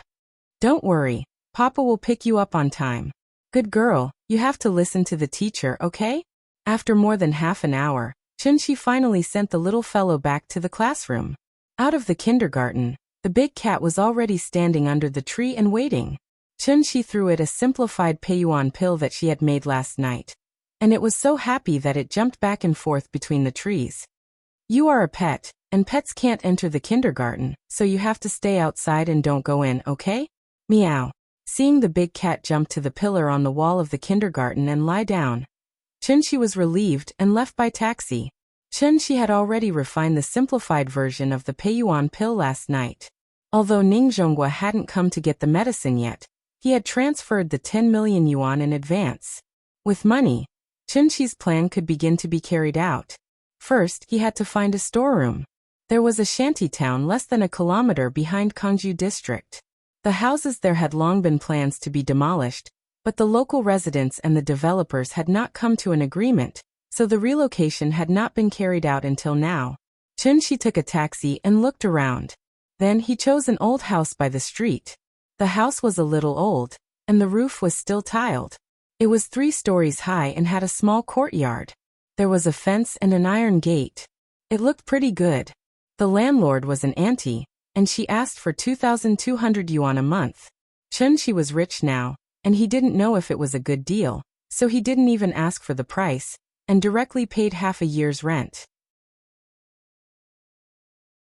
Including the deposit, it was a total of 15,400 yuan. After Chen-Shi paid, the auntie quickly stuffed the key to him. Then, without mentioning the contract, she went back to the mahjong house next door with a cigarette in her mouth. Chen-Shi hadn't seen such a boorish style in a long time, so he simply tried the key and checked the rooms one by one. After that, he took a taxi and set off again. This time, his destination was the Chinese medicine market next to the Xingwang Temple.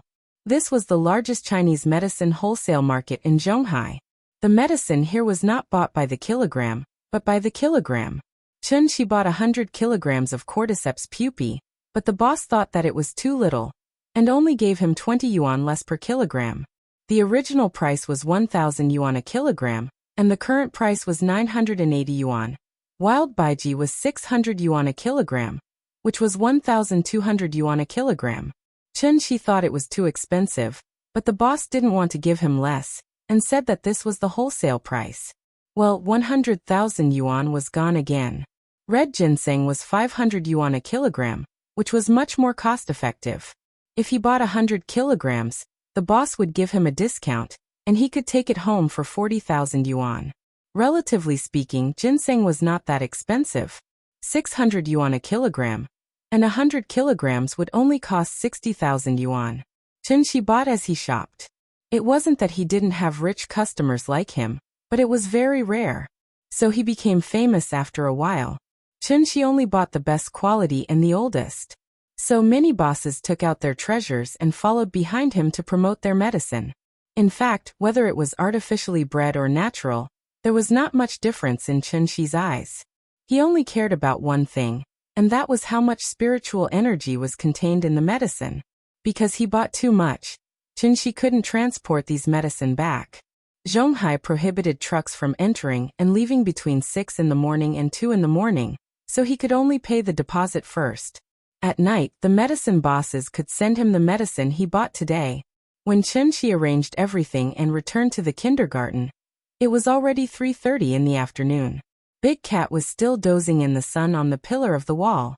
The little girl was happily playing eagle catch chicken with the other children under the guidance of the teacher. Chen-Shi stood outside the wall and looked at the little girl's happy face through the fence. In an instant, even his mood was much better. Zhonghai Binjiang Club. Binjiang Club was jointly founded by several rich people in Zhonghai, and Ning Zhonghua was one of the founders. As the top and most high-end private club in Zhonghai, Binjiang Club was also the most low-key private club in Zhonghai. Every member of Binjiang Club could be called a real rich and powerful person. They could be well-known entrepreneurs, capital tycoons, scholars, heroes, and political leaders. In short, this was an elite gathering point composed of political celebrities, business celebrities, cultural celebrities, and social celebrities. Binjiang Club was famous for its jianghu. On the dining table, there were lively jianghu dishes, and in the business field, there was a chivalrous jianghu token. Every member had their own jianghu token. If the holder of the jianghu token was in any emergency, as long as the token was shown, the chairman had the obligation to convene a hero assembly, to organize all members to discuss countermeasures and help the holder through the crisis. Moreover, each member only had one chance to use the token. Binjiang Club was not open to the public, and to become a member, one had to go through layers of assessment. Now there was a saying that without the jianghu token, no matter how rich you were just a country bumpkin who was excluded from the core circle. On this day, Ning Zhonghua, as the founder, suddenly called a meeting. So early in the morning, when Ning Qiutong saw Ning Zhonghua put on a three-piece suit and came downstairs, she was so scared that the coffee cup in her hand almost fell to the ground.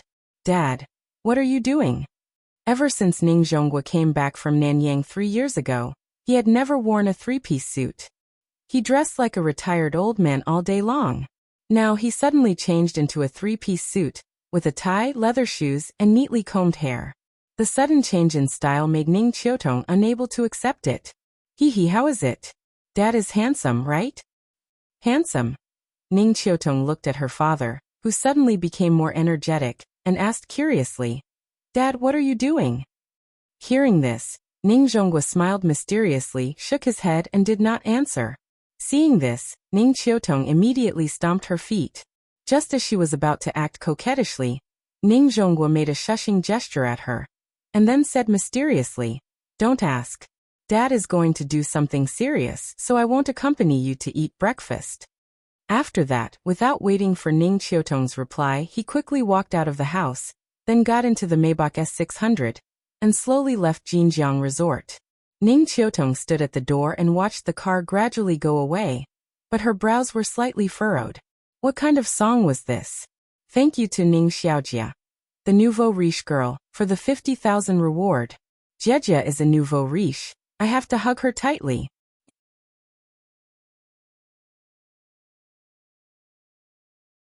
Chapter 74. At this point, the basic structure of the book has been formed, so I'll make my attitude clear.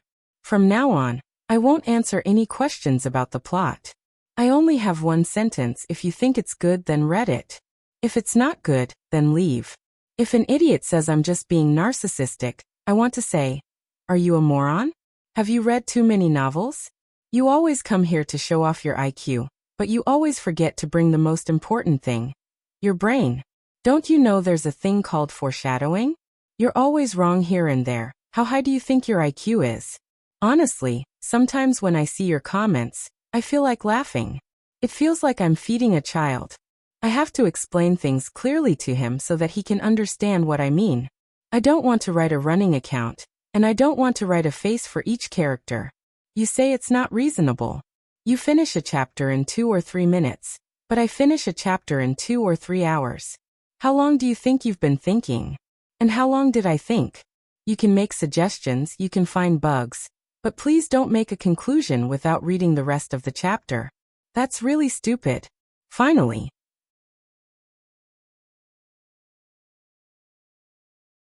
Chapter 75. Ning Zhonghua looked around with satisfaction. Seeing that the atmosphere in the venue had reached the level he wanted, he slowly said, "Let me make it clear first. Although this medicine can cure all diseases, it can't change one's fate.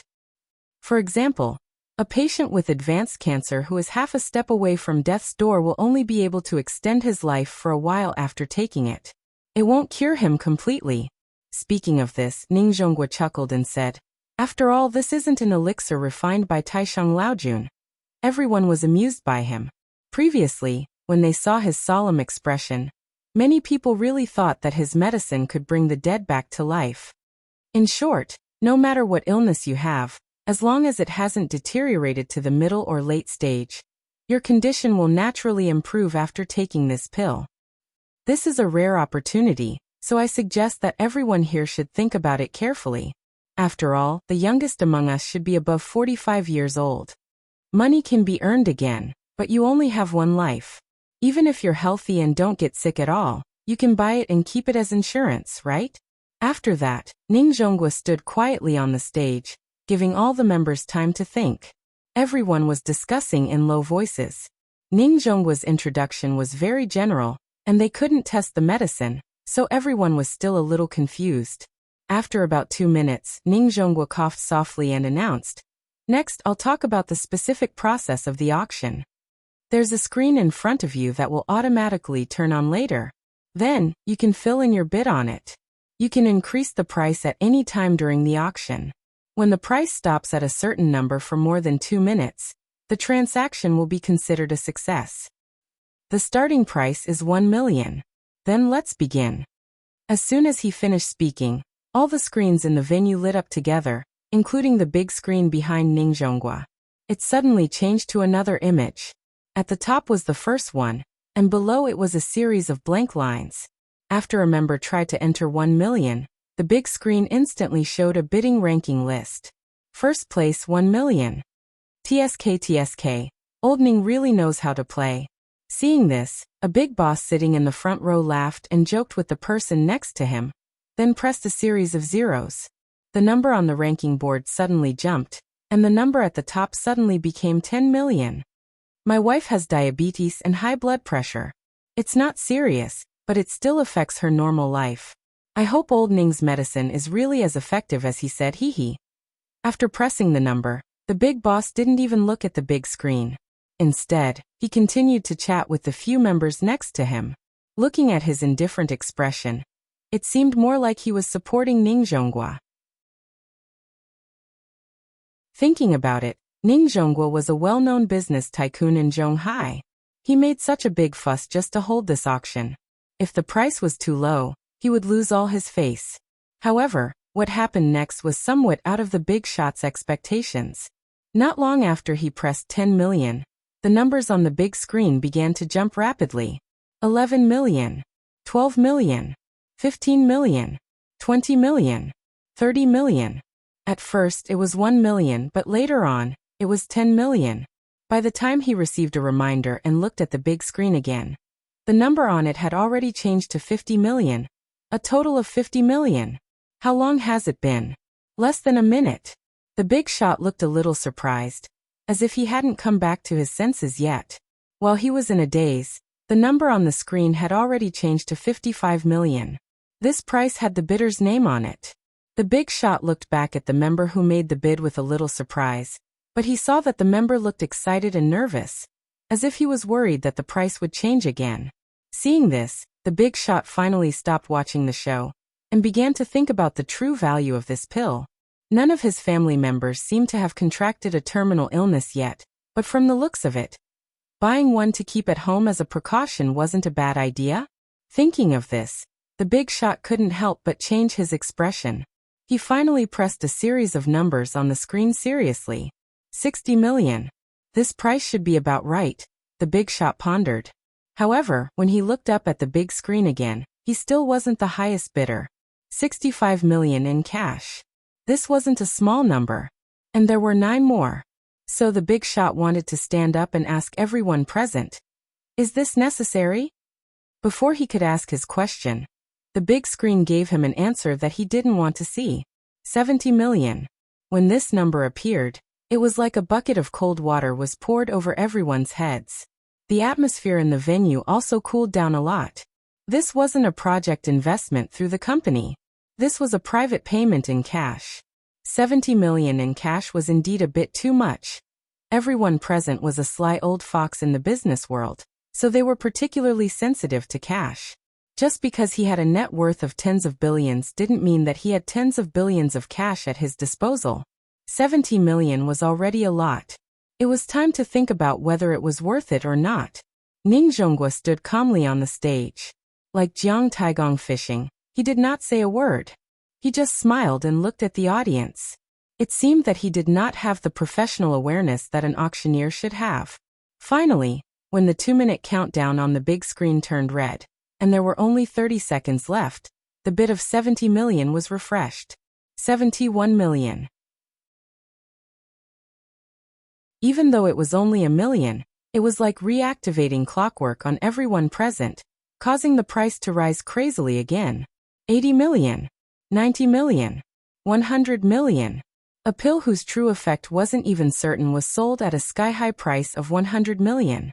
Perhaps when everyone finally realized that there were 9 pills left, the number on the big screen finally stopped jumping. The 2-minute countdown ended. 100 million.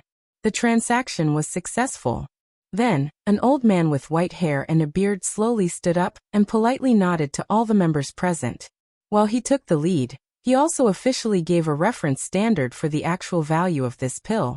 With this standard as a reference, the following bids were much simpler. The prices of the next few pills were basically maintained at around 90 million. Once it exceeded 90 million, everyone would consider giving up and waiting for the next pill. Perhaps it was because everyone still had a certain amount of doubt about the effect of the pill. Therefore, when the first few desperate members got the pills they wanted, the price of the pills became lower and lower.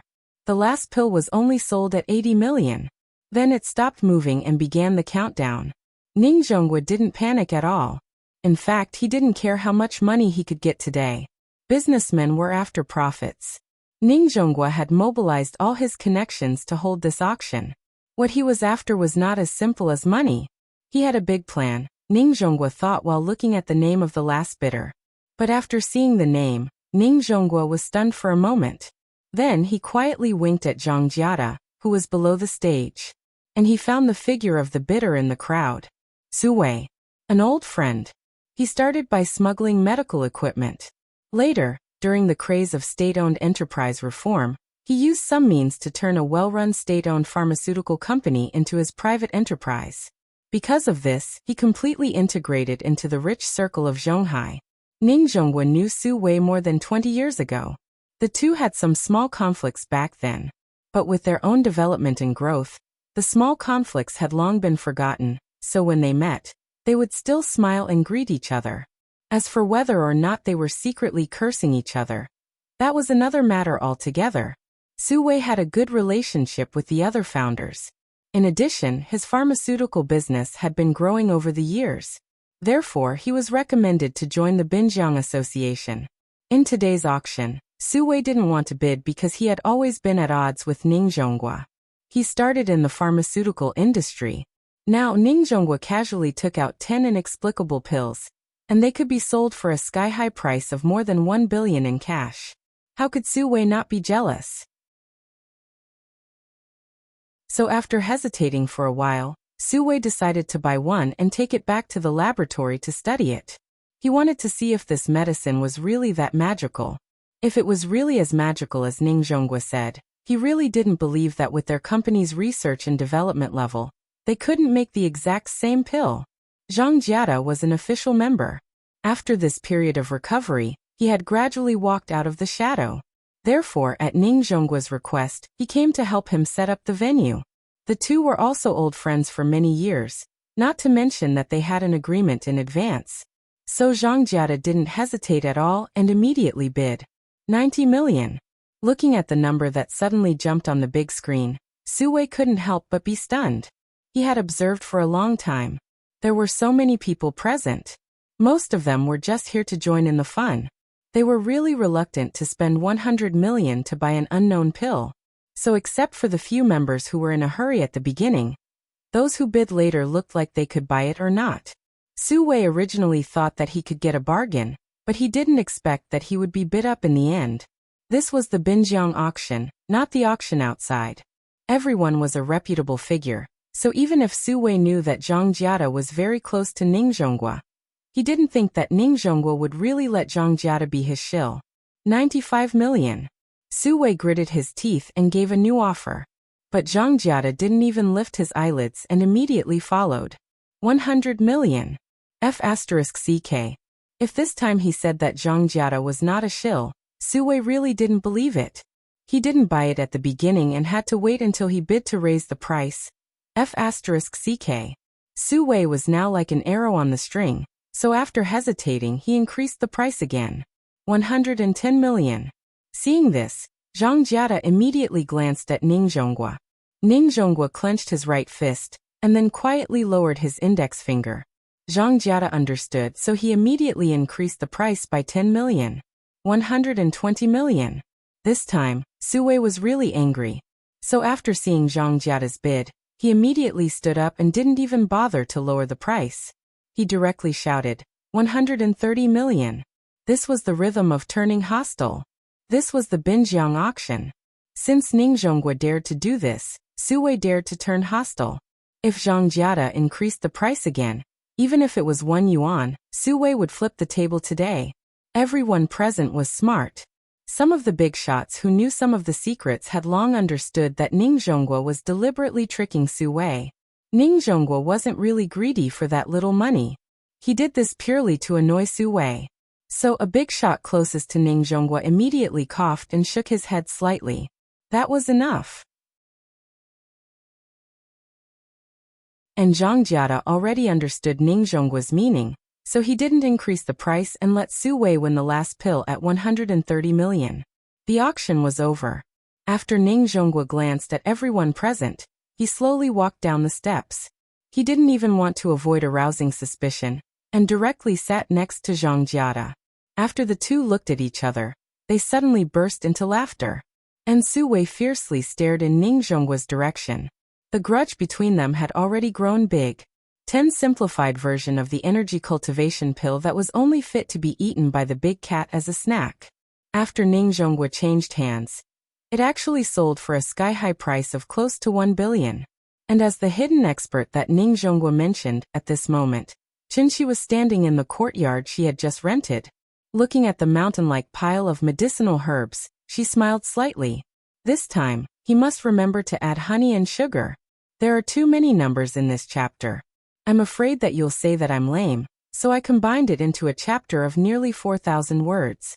So today is the third watch.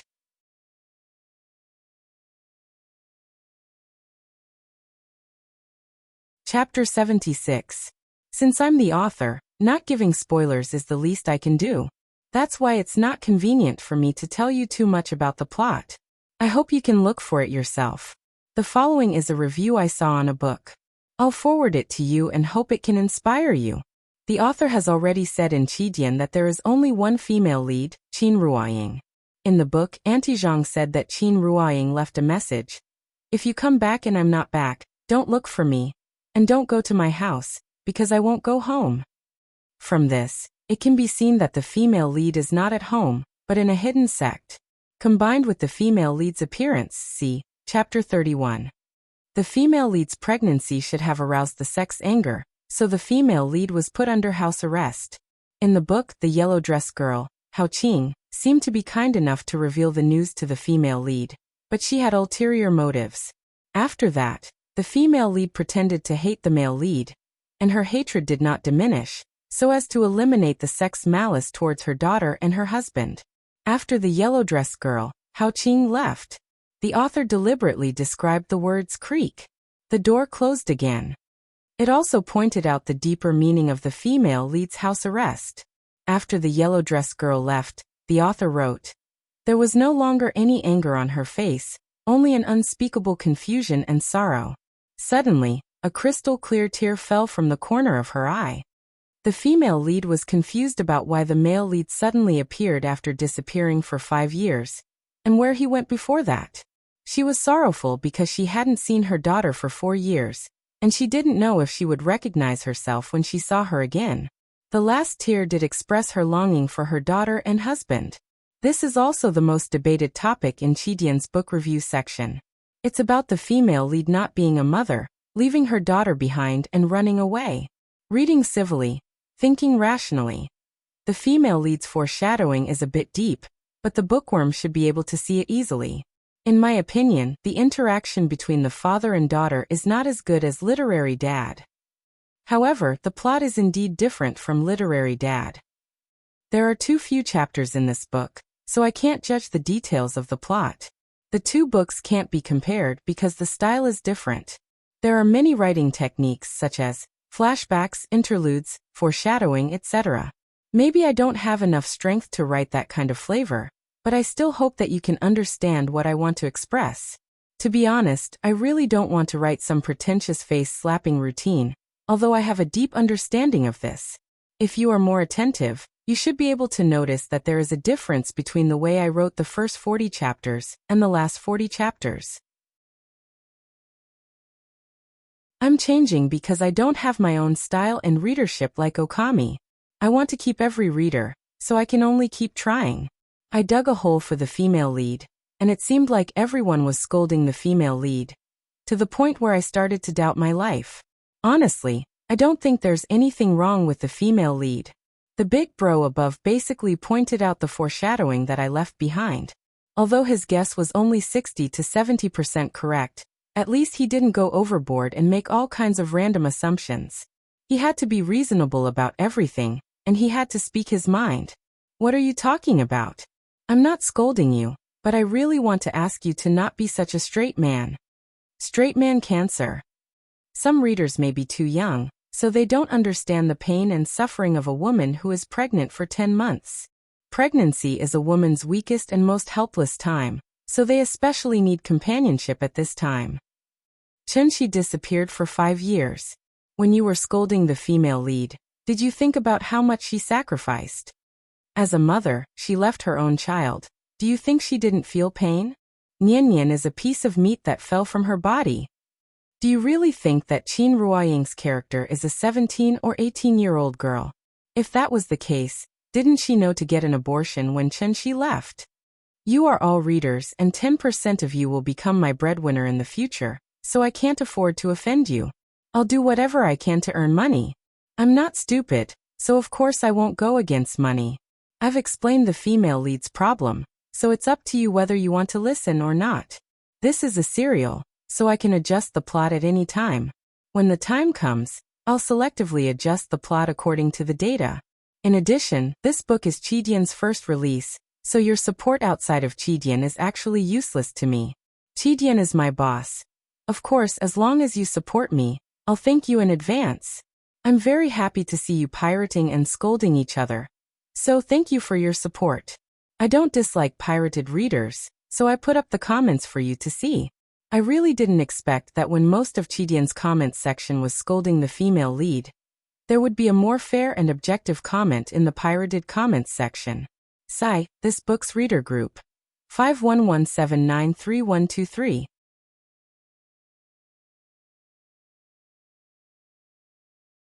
Chapter 77. The evening clouds overflowed with coldness, and the silver moon spun the jade plate silently. The night in this life is not long. Where can I see the bright moon next year? September 23rd. Just after 3 o'clock in the afternoon, Chunshi was already waiting at the entrance of the kindergarten. At this time, he suddenly saw a brand new holiday notice posted on the bulletin board outside the kindergarten. After taking a closer look, he realized that it was the Mid-Autumn Festival. Today was August 14th on the lunar calendar, which meant that tomorrow was the Mid-Autumn Festival. Perhaps because he had been wandering outside for too long, Chunshi never cared about the time after he returned to Earth. 500 years passed in a blink of an eye. For Chunshi, there was so much time that he began to feel numb. Originally, after a day of adjustment, the little fellow had readapted to the rhythm of the kindergarten. He did not expect that after only one day of class, it would be the Mid-Autumn Festival. A few days after the Mid-Autumn Festival, National Day would come. Holiday syndrome. Chunshi felt a headache just thinking about it. Therefore, he decided to take a few days off, and he had to ask her to follow the schedule of the kindergarten. After reading the holiday notice, Chunshi came to the wall that he had always liked to stand on. A person and a cat, as usual, looked at the playground of the kindergarten across the wall. However, today the teacher of the little fellow's class did not seem to arrange for them to play on the playground, so Chunshi did not see the little fellow for a long time. An hour later, a pleasant bell rang, and school was over. Chunshi stood in the crowd and lined up. As soon as he approached the school gate, he saw that the little fellow had been led by Teacher Wang to the rest area. Teacher Wang. Chunshi greeted politely, and Teacher Wang immediately took the little fellow's hand and walked over. A father knows his daughter best. Chunshi looked down at the little fellow and immediately found that something was wrong with her, so he frowned and asked, "Teacher Wang, what's wrong with her?" Teacher Wang smiled and did not have time to answer. At this time, the little fellow broke away from Teacher Wang's hand, trotted to Chunshi's feet, and then hugged his leg tightly. "Oh, you've been wronged." Chunshi rubbed the little girl's head and quickly crouched down to pick her up. The little girl hugged Chunshi's neck and buried her face deep into Chunshi's shoulder. Chunshi gently patted the little girl's back and looked at Mr. Wang. He knew that Teacher Wang would give him a satisfactory explanation. However, Teacher Wang's next words made his expression change slightly. "Mr. Chun, Nian just got into a fight with other kids in the classroom." Nian fought with someone? At this moment, Chunshi's worldview seemed to have been refreshed. In his heart, Nian was the cutest, smartest, most obedient and most sensible child in the world. Moreover, she was still a girl. How could she fight with others? Teacher Wang had seen too many similar expressions on Chunshi's face, so she immediately explained, "She started it first, but we quickly stopped her." Well, this time Chunshi was really shocked. Therefore, Chunshi immediately glanced at the little girl in his arms, reached out, and gently patted her butt. He asked, "Nian, is what the teacher said true?" However, after Chunshi asked, the little girl lay in his arms without saying a word. She did not even bother to lift her head. This uncooperative attitude confirmed the teacher's words. However, Chunshi was not a violent parent, so he immediately asked, "Teacher Wang, can you tell me what happened?" "Of course, this is my duty." Teacher Wang smiled and nodded. Then she said, "Today is the last day before the Mid-Autumn Festival, so the school will prepare some mooncakes for the children." In the process of distributing the mooncakes, she suddenly hit the child next to her, and then the two of them started pushing and shoving. After Teacher Lee saw it, she immediately pulled the two of them apart. However, when we asked for the specific reason later, Nian did not say anything. The other only knew how to cry, saying that Nian hit him. Generally, when this kind of situation happens, we will inform both parents, hoping that the parents will guide the children correctly. After all, children spend the most time with their parents. Children around 4 years old were already exploring ways to interact with others. This process was like a child learning to speak. They would speak the human language with humans, and the animal language with animals. Therefore, the correct adult demonstration was very important. When a child knew right and wrong, it was possible to develop the ability to deal with problems and self-control in social conflicts. For children born in a normal environment and upbringing, physical contact and conflicts before the age of 6 were not malicious fights, but to express their emotions at the time. Therefore, when a child used physical contact to express their dissatisfaction, the adult needed to intervene as early as possible to guide them. Although Teacher Wang's words were a little tactful, Chunshi still understood. Therefore, he could only smile awkwardly.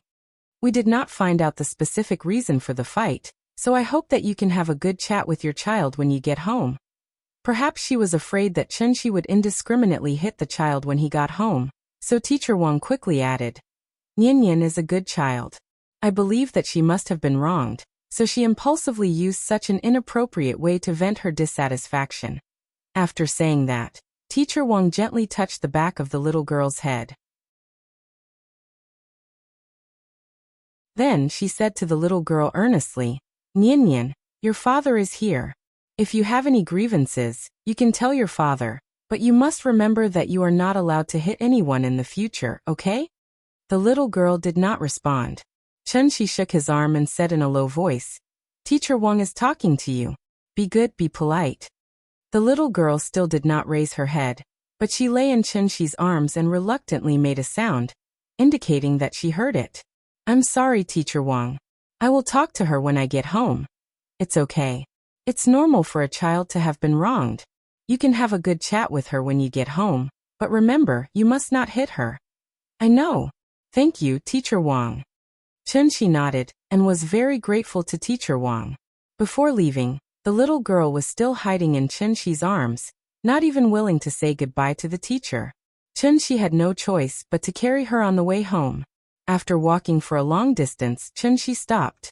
He squatted on the ground and slowly put the little girl down from his arms. Then, Chunxi pinched the little girl's chubby little face and said with a smile, Okay, now can you tell Daddy what happened? Thank you to the owner of The Wind Blows Down for the 10,000 reward.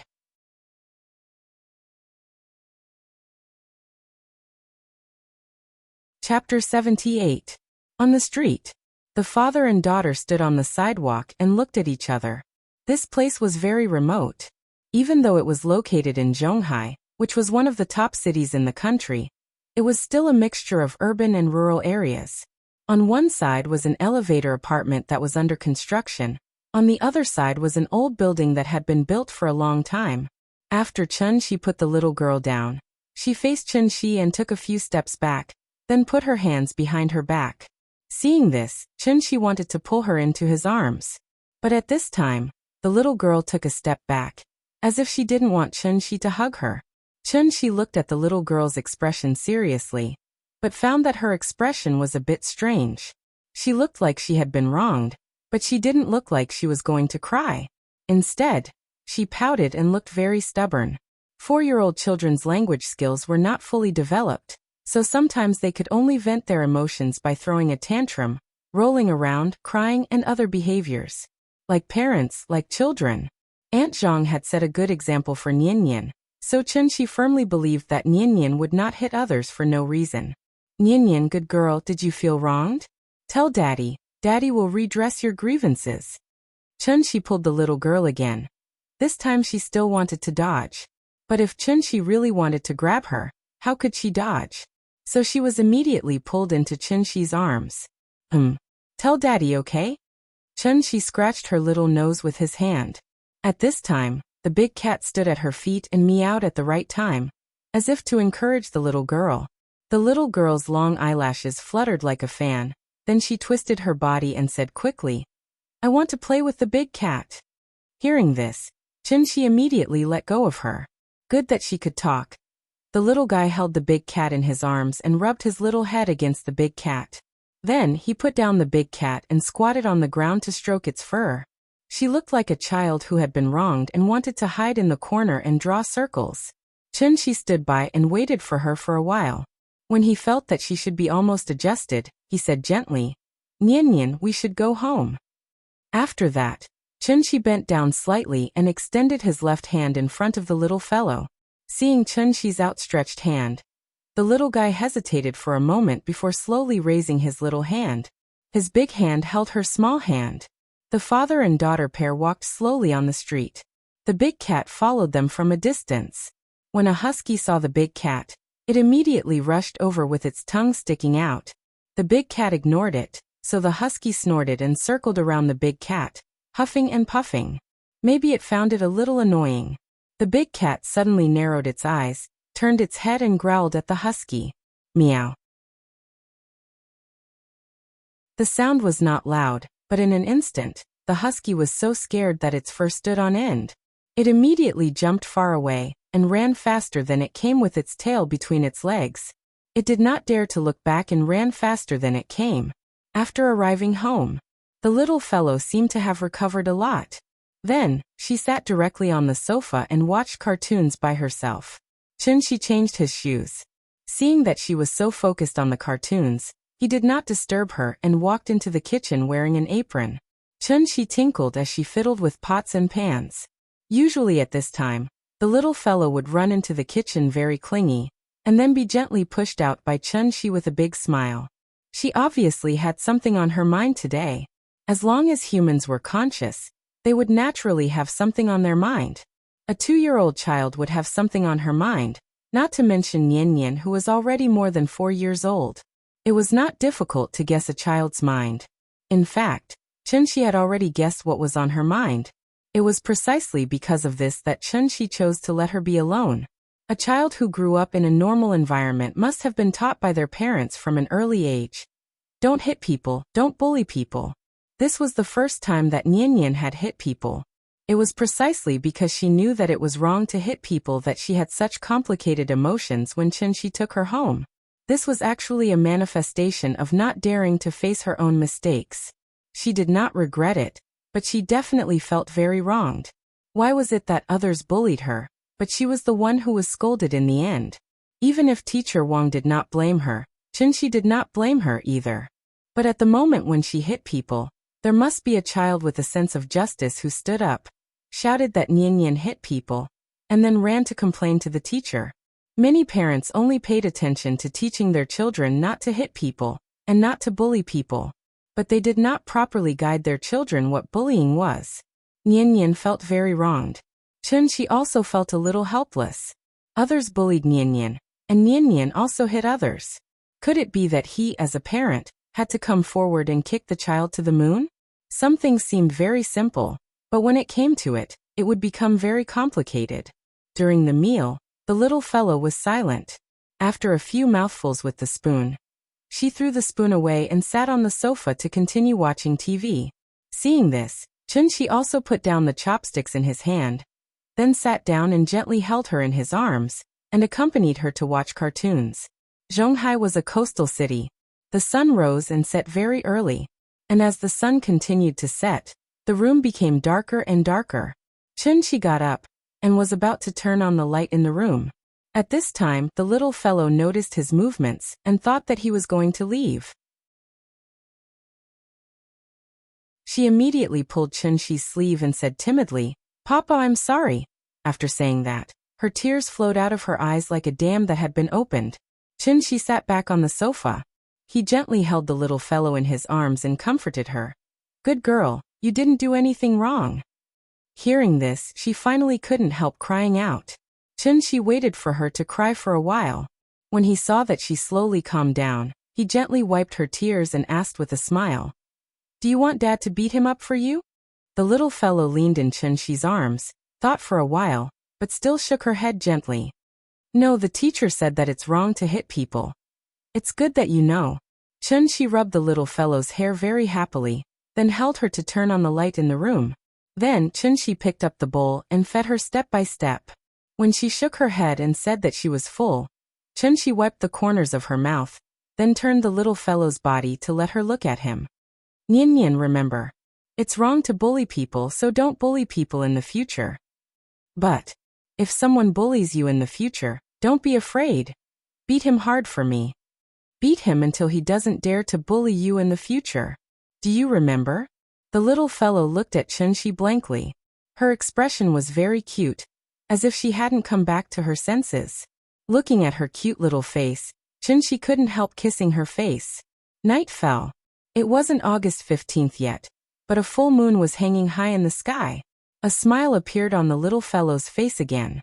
The father and daughter each occupied a swing, swaying and looking at the moon in the sky.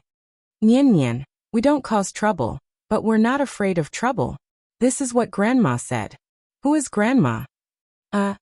Papa, will Mama go to the moon?" "No." "Why?" "Because Papa has been there."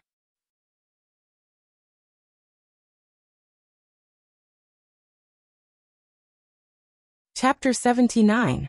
The next morning, Chunxi's phone suddenly rang. It was a text message notification. Not many people knew his phone number, so his phone was idle all day long. Could it be a message from Auntie Zhang?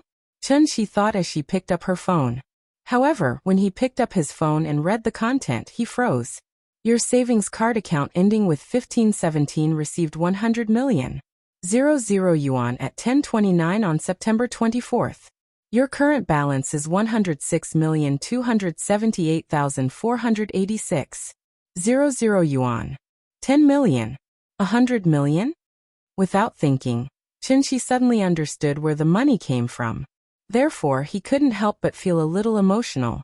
It turned out that money was just a series of numbers for rich people.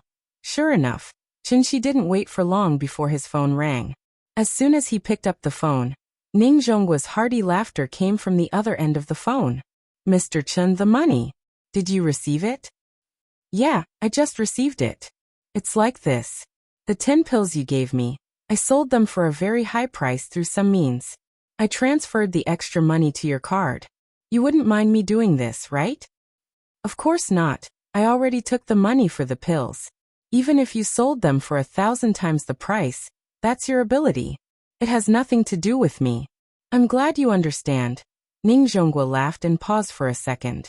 He then suddenly said, Today is the Mid-Autumn Festival. It's an old custom in our country to visit relatives and friends during the festival, so I bought some mooncakes and wanted to bring them to you. Do you think it's convenient? When Chenxi heard this, he couldn't help but laugh at Ning Zhongguo's words. The more he interacted with Ning Zhongguo, the more he saw Ning Zhongguo's businessman nature. It was a source of power that had been completely integrated into his blood, driving him to move in a direction that was profitable. In fact, there was no distinction between good and bad in a businessman's nature of seeking profit. There was only a distinction between good and bad methods. For example, the method that Ning Zhongguo was using now, Chenxi thought it was a very good method. This also allowed Ning Zhongguo to gain Chenxi's approval. Thinking of this, Chenxi nodded and said, Okay, come, I'll wait for you at home. Hearing this, Ning Zhongguo suddenly laughed and said without any awkwardness, I'm already at the entrance of your neighborhood. Chenxi shook his head with a smile. He was truly speechless at old Ning's eagerness. All right, wait for me. I'll come and get you. After hanging up the phone, Chenxi touched the little fellow's head and said, Daddy will be out for 2 minutes and will be back soon. You just sit here and don't run around, okay? Yes. The little fellow was busy watching the wonderful cartoon at 10:30 p.m. She didn't even turn her head. She just nodded and agreed. Chenxi gave the big cat a look, then walked to the door, changed his shoes and left. Outside the neighborhood, Ning Zhongguo's car was parked somewhere. He was the only one at the gate, holding 2 exquisite gift bags in each hand. As soon as Chenxi walked out of the gate, Ning Zhongguo saw Chenxi's figure and quickly went to greet him. Mr. Chun, sorry to disturb you. How many times have I told you you don't have to be so polite? Hearing this, Ning Zhongguo laughed and said matter-of-factly, It has nothing to do with being polite. You saved my life, so you're my savior. A drop of water should be repaid with a gushing spring, let alone a life-saving grace. So this is what I should do. Please don't treat me like an outsider. After that, Ning Zhongguo handed the gift bags in his hand to Chenxi and then introduced, The one on the left can't be bought outside. I specially went to Hong Kong to find a master to make it. It's a traditional palace craftsmanship. You have to taste it. You have children at home, so the one on the right is prepared for children. The shape is different from ordinary mooncakes. It's cartoon, colorful and very cute. And it's all natural. There's absolutely no added color. I believe children will like it. Chenxi took the gift bags and thanked him with a smile. He then invited him to sit at home. However, Ning Zhongguo was a smart person, so he immediately shook his head and said very politely, I came here specifically to give you mooncakes. I don't have any other intentions, so I won't disturb you. I wish you a happy Mid-Autumn Festival. After Ning Zhongguo gave the mooncakes, he waved goodbye to Chenxi almost without any hesitation.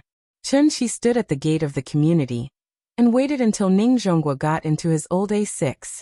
Then, he glanced at the van that was parked a few dozen meters away. Sure enough, after Ning Zhongguo got in the car, the van behind immediately started, and then left far behind the A6. This is a bit interesting. Chenxi held the gift bags and glanced at Ning Zhongguo's A6, then at the van behind it. He couldn't help but smile. Wei Sheng Pharmaceutical, Drug Analysis and Inspection Center. A staff member in a white coat came to Su Wei with a report and said, Mr. Su, this is the composition test report of the pill. Please take a look. Su Wei took the report and looked at it. He found that it was full of words, and there were many professional terms that he couldn't understand at all. I don't understand these things, I only care about the conclusion. Just briefly explain it to me. Okay, Mr. Su. The staff member nodded, then simply explained in words that Su Wei could understand. After our detailed analysis and inspection, we learned that this pill is actually a simple Chinese medicine pill. The specific composition test report has been listed in detail. According to the formula, we speculate that this pill can only play the role of nourishing the body and replenishing the qi and blood. Hearing this, Su Wei's expression changed.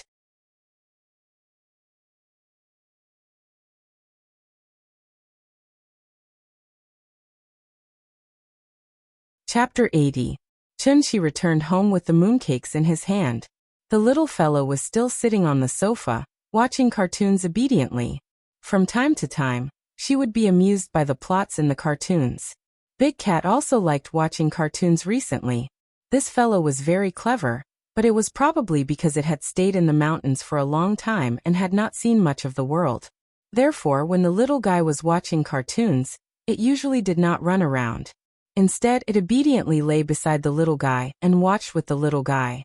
When he saw something happy, Big Cat would even rub his body against the little fellow. He was really becoming more and more like a cat. When Chunxi came back, the gift bag in his hand immediately attracted the little fellow's attention. She didn't even watch the cartoon. She jumped off the sofa and ran over. "Papa, what did you buy?" As she spoke, she reached out to grab the gift bag. Seeing this, Chunxi handed her the gift bag on the left. This gift bag was not heavy, but it was a little big. It was about the same size as Nike's medium-sized bag. She carried the gift bag with both hands back to the sofa. After throwing the gift bag on the sofa with some effort, she climbed onto the sofa and then knelt down to open the gift bag. After opening it, she took out a box from inside. The box was very beautiful. There were some cartoon characters printed on it. It looked very exquisite. The little fellow was immediately attracted. She could not wait to open the box. Inside, there were 12 mooncakes with various animal prints on them. These mooncakes weren't big, and were slightly smaller than ordinary mooncakes. Furthermore, they were all of different colors, all of which were warm colors. Just looking at them was enough to whet one's appetite. After Chunxi put down the other bag, he came to the little fellow and sat down. "Yo, the 12 zodiacs. Can you recognize the animals on them?" "I can recognize them. This is a horse, this is a monkey, this is a pig, this is a rabbit." The little fellow stretched out her small hand and pointed at each mooncake. Then she reported their names. Suddenly, she stopped and took the light yellow mooncake in her hand. "This is a dragon. I am a dragon. It's mine." The little fellow held the mooncake and giggled. After saying that, the little girl didn't hold back and directly took a bite of it. She chewed 2 mouthfuls, but before she could swallow, she puffed up her cheeks and put the remaining half of the mooncake in front of Chunxi's mouth. Then she mumbled, "Papa, this mooncake is so delicious, you eat it too." Seeing this, Chunxi gently took a bite. Not bad. It tastes like cantaloupe. This mooncake was not a traditional mooncake. The outer shell was a little crispy, and when bitten, it would emit a milky fragrance. When placed in the mouth and tasted it carefully, one would be able to taste the sweet taste of honeydew. Its filling was like glutinous rice, soft but not sticky to the teeth. There were also some coconut-like things mixed in it, which was very delicious. To be honest, this thing could not be considered a mooncake at all, but a dessert. In Chunxi's memory, mooncakes were supposed to be made of egg yolks, red bean paste, 5 kernels, and lotus seed. Although it wasn't as delicious as the one in his mouth, it was more traditional. Perhaps it was because this mooncake was too delicious. The little girl ate 3 pieces in a row, and then collapsed on the sofa. When Chunxi saw her like this, he knew that there was no need to make lunch today. When she was full, she would naturally start to feel sleepy. The little girl watched cartoons for a while, and unknowingly, she dozed off. Chunxi didn't want to wake her up, so he didn't carry her back to the bedroom. Instead, he gently covered her with a cold blanket. But just as Chunxi was covering the little girl with the cold blanket, his phone suddenly rang. Immediately, Chunxi was startled, and he quickly picked up the phone. The phone call was from Lin Xian. After Chunxi ran into the bedroom, he said into the phone, "Hello. It's me, Lin Xian. I know, what's the matter?" It's nothing. I just wanted to ask, do you have any plans for the Mid-Autumn Festival? Her voice sounded a little hesitant. It was slow, but there was a rare gentleness in it. Chunshi thought for a moment, but he pretended to answer casually. It's nothing. I just let her play too much a few days ago, so I'm going to tutor her at home for the next 2 days to adjust her. Otherwise, she'll cry for half a day when she goes to school. There was a moment of silence on the other end of the phone. Then Lin Xian's voice became a little lighter. Oh, then it's nothing. I wanted to ask you guys out for an outing. It seems like I can't. Then I'll ask someone else out. That's all. Happy festival. Happy festival. After dinner, the little girl watched cartoons for a while. When the moon rose, Chunshi took her to the courtyard again. Children couldn't watch too much television, so it was a good choice to take her out to admire the moon. So the father and daughter sat on the swing like yesterday and admired the moon. Perhaps it was because she was in a good mood today. The little girl chewed on a mooncake while shouting for Chunshi to tell her a story. Seeing this, Chunshi told her the story of Chang'e flying to the moon. There were many stories about Chang'e, but the most popular one was that Chang'e was forced to swallow a medicine and became an immortal. She was trapped in the moon palace. According to the legend, when the descendant shot down the sun, the Queen Mother of the West gave him a medicine of immortality. The descendant gave the medicine to Chang'e for safekeeping. One day, the descendant's disciple Feng Meng took advantage of the descendant's absence and forced Chang'e to hand over the medicine of immortality. Chang'e refused and Feng Meng threatened her life. In desperation, Chang'e had no choice but to swallow the medicine of immortality. The medicine of immortality was an immortal medicine, so Chang'e immediately became an immortal. She floated off the ground and flew towards the sky. This medicine was originally given to the descendant by the Queen Mother of the West. Although Chang'e became an immortal after eating the medicine of immortality, she couldn't be listed as an immortal, so she could only be trapped in the cold moon palace, never to see the descendant again. The little girl was young, but she seemed to understand the pain of yearning between a man and a woman. After hearing Chunshi's story, her little face scrunched up, and she kept muttering to herself, "Big sister Chang'e is so pitiful." Seeing this, Chunshi could only gently rub her little head. Actually, there was another version of the story of Chang'e flying to the moon. That was the version of Chang'e abandoning her husband and swallowing everything for herself.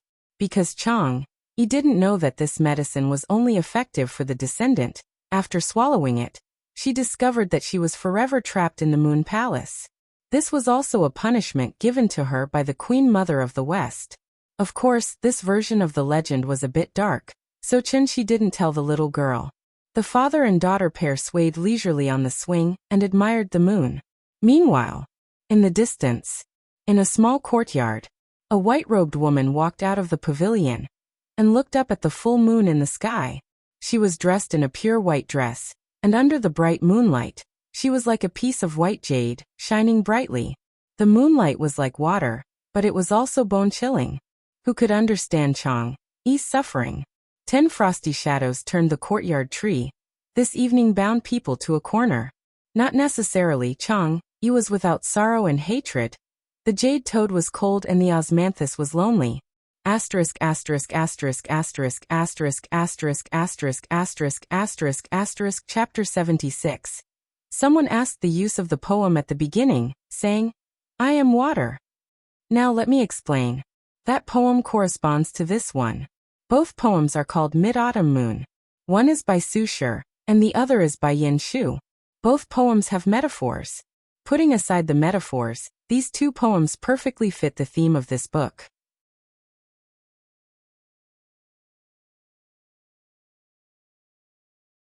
Chapter 81.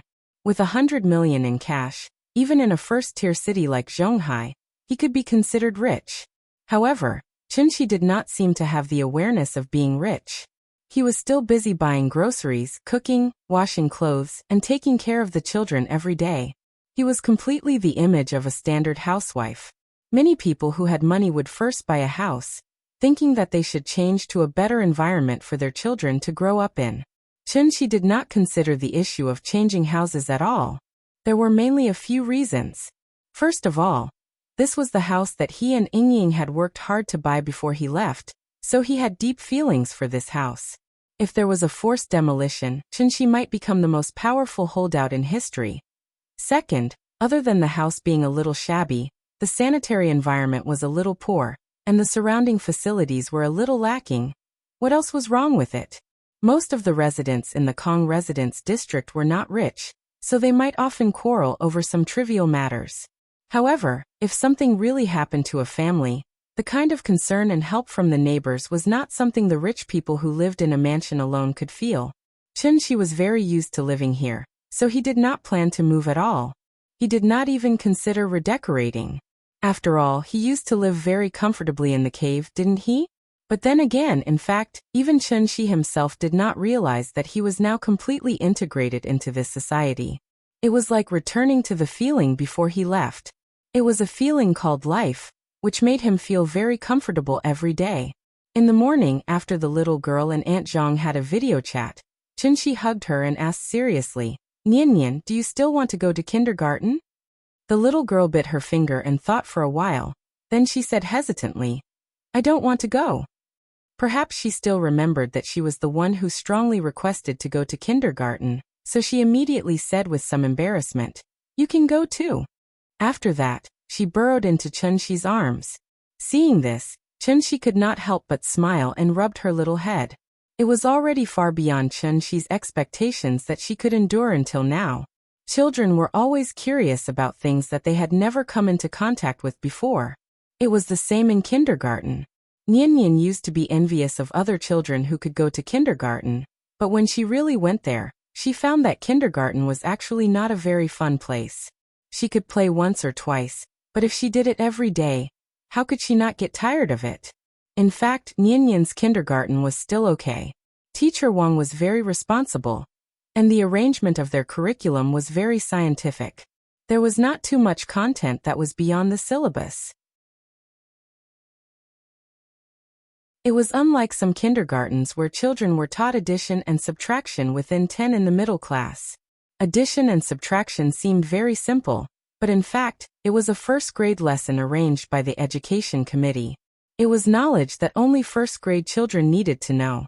The reason why kindergartens taught this was because many parents now had the illusion that if their children did not learn it in advance, they would lose at the starting line. Therefore, under the strong request of some parents, many children who were not even 4 or 5 years old could already recite the positive numbers within 100 and the negative numbers within 100 smoothly. This also made the parents feel complacent, thinking that their children were the smartest. But in fact, this was the result of forcing children to remember, and not the result of children actively understanding the memory. In other words, this kind of education method was actually wrong.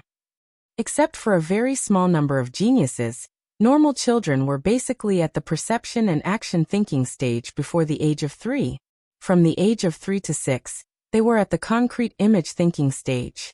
It was not until the age of 6 that children entered the early school years. For example, memorizing mathematical formulas, English words and sentences, Tang and Song poems, and mathematical formulas were all learning that emphasized memory. Learning too early was harmful and not beneficial. Why was this? Because children's brains were very malleable. Letting children learn by rote too early would greatly reduce the malleability of the brain, and thus affect the child's imagination. In addition, forced memorization would also increase the child's psychological stress and reduce the child's interest in learning. When the child really started learning in the first grade, semester fatigue would suddenly appear, and the child would not have the heart to learn at all. The young brain needed balanced development. Although the simple memory early development of the child's left brain, it inhibited the development of the right brain, hindering the full development of the brain. Chunxi did not understand these things very well. His idea was actually very simple, and that was to create a comfortable and happy childhood for Nian. Chunxi did not ask Nian to go to Tsinghua University or Peking University. So compared to grades, Chunxi was more concerned about whether he could create the right values, outlook on life, and worldview for Nian. In this era, the right values were more important than anything else. Don't do evil, don't be cheap, don't be a saint, don't be promiscuous, confident but not arrogant, strong but not stubborn, clear distinction between right and wrong, fair and objective when looking at problems, decisive and not sloppy when finding a problem. It took 10 years to build a tree, but 100 years to cultivate people. Chunshi had a long way to go. After thinking carefully for a while, Chunshi held the little fellow and asked gently, "Since you don't want to go to kindergarten, then don't go, okay?"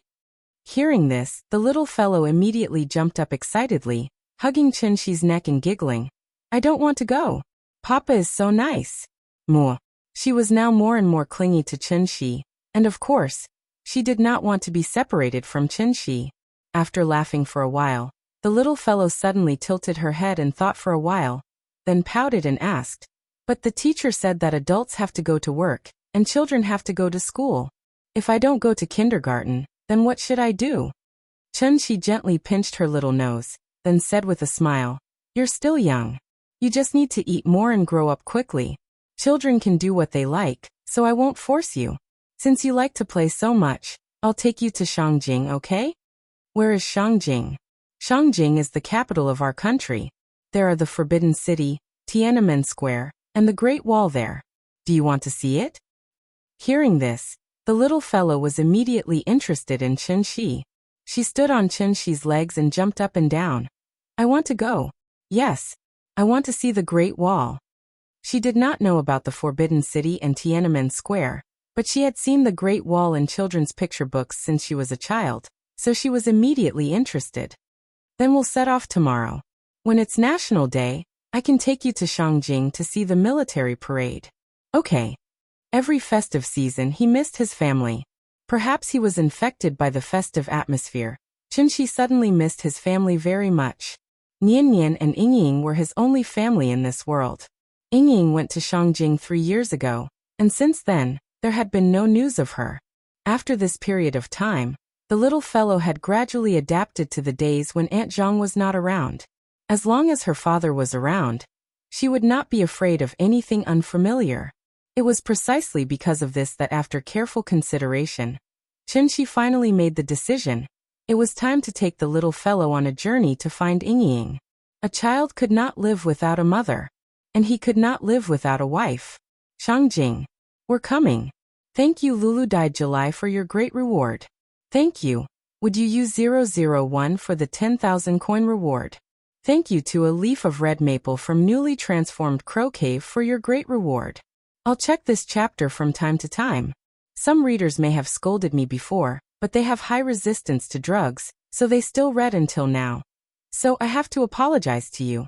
Because as long as it's a bad review, I'll delete the post and permanently ban it. But I only know how to ban it, and I don't know how to unban it.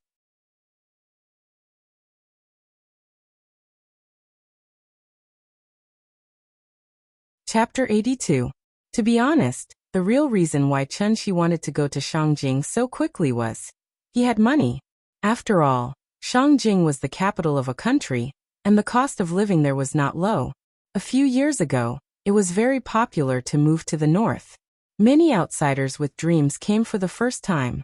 At first, they did not even have a stable income and could not afford the rent, so they could only live in extremely bad conditions in the basement.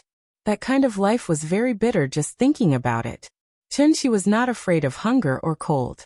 He was completely a humanoid mecha, and the kind that did not consume electricity. If it were not for the little girl, he would have gone straight to Shangjing the moment he received the news about Yingying. It was not easy being a father, and he was afraid that his child would be wronged. So no matter how much he longed for it, he could only take good care of his child first. Now that he had money, Chunshi could finally fulfill his ambitions. He took Nian Nian to eat and play along, and slowly walked and looked for her. He treated it as a vacation.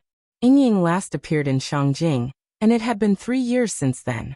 So Chunshi did not have high expectations for the result of this trip. He really did not have much hope. But what was the difference between a person without dreams and a salted fish? He had to try first. Now that he thought about it, Chunshi really regretted it. If he had known that 100 years in the heavenly jade world was only a year on earth, he would have cultivated for a while more before returning. It was all because he was too excited when he received the news that he did not want to wait a moment longer. He set off in a hurry and paid a heavy price because of it. He had not been able to comprehend the true meaning of the word void. So he had not been able to step into the void transformation realm. This was also the reason why his master said that this was the end of his life. If he could calm down and cultivate in seclusion for 100 years, even if he had not stepped into the void transformation realm, he would have touched the threshold. Unfortunately, it was too late for regrets. Chunxi's return was exchanged for by burning his blood essence. If the spirit energy of heaven and earth was the origin of all things, then blood essence was the origin of immortal cultivators. Using a forbidden technique to burn his blood essence to obtain a cultivation that was far beyond his current realm was a helpless choice to destroy his future. Chunxi didn't really care about his future. He was just regretting that he could no longer use his spiritual sense. Otherwise, with his cultivation level, why would he need to go through so much trouble to find someone? The next morning, the flight was booked for 2:40 p.m., first class. Therefore, after breakfast, Chunxi was very cooperative and sang, "Where are we going, Daddy?" with the little girl. The father and daughter were singing happily when suddenly, there was a light knock on the door. Chunxi frowned and glanced at the door, but he did not immediately get up to open it. The little fellow was sitting beside Chunxi. When she heard the knock on the door, she immediately shouted excitedly, "Someone is knocking on the door! Someone is knocking on the door!" Chunxi did not move, and the little fellow immediately became anxious. She quickly shook his arm and shouted, "Papa, someone is knocking on the door. Open the door." "Got it." Chunxi pinched her little face. Only then did he get up and open the door under the little fellow's constant urging. There were 3 people standing outside the door. A middle-aged man in his 40s. Behind the middle-aged man stood 2 big men in black suits, who were obviously bodyguards. After seeing Chunxi open the door, the middle-aged man turned his head to the 2 bodyguards and said, "You go down and wait for me." After that, the middle-aged man turned his head and looked at Chunxi. He asked enthusiastically, "Excuse me, are you Mr. Chunxi?" "Yes, I am. What's the matter?" "Oh, hello, it's like this." The middle-aged man laughed and said politely. After a pause, he continued to ask, "I want to take the liberty of asking you a question. Excuse me, do you know Ning Zhonghua?" After that, the middle-aged man stared at Chunxi's expression, as if he wanted to see something from his face. However, Chunxi's answer was somewhat out of his expectations. It seemed that he did not mean to hide it at all. Chunxi nodded directly and replied, "Yes." The middle-aged man was stunned. He did not expect Chunxi to admit it so quickly. However, he was also experienced, so he immediately laughed and said, "That's great. Hello, Mr. Chun, my name is Su Wei. I've been friends with Ning Zhonghua for many years." After that, Su Wei laughed and extended his right hand to Chunxi. Out of politeness, Chunxi shook his hand. Su Wei saw that Chunxi's attitude towards him was quite friendly, so he looked around. After confirming that there was no one else around, he said mysteriously, "Mr. Chun, I have something to talk to you about. I wonder if you're free now?" After that, Su Wei glanced behind Chunxi, hinting that he wanted to enter the house. However, Chunxi had no intention of letting him in. He said directly, "The family next door went out for the Mid-Autumn Festival yesterday. If you have anything to say it here." Listening to his tone, he seemed to be a little impatient.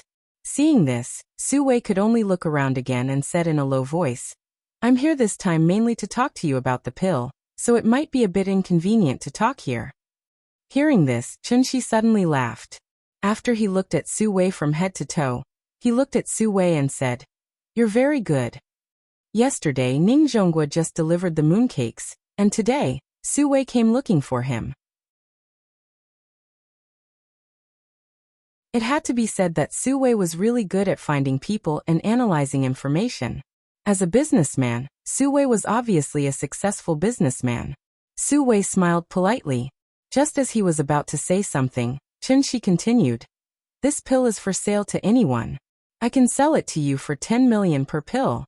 However, you still need to help me find someone. How about that?" Su Wei was a little confused. He felt like this young man in front of him was a bit too direct. He was so honest that he began to wonder if this person was a liar. Qinshi was a secret weapon for Ningzhonghua.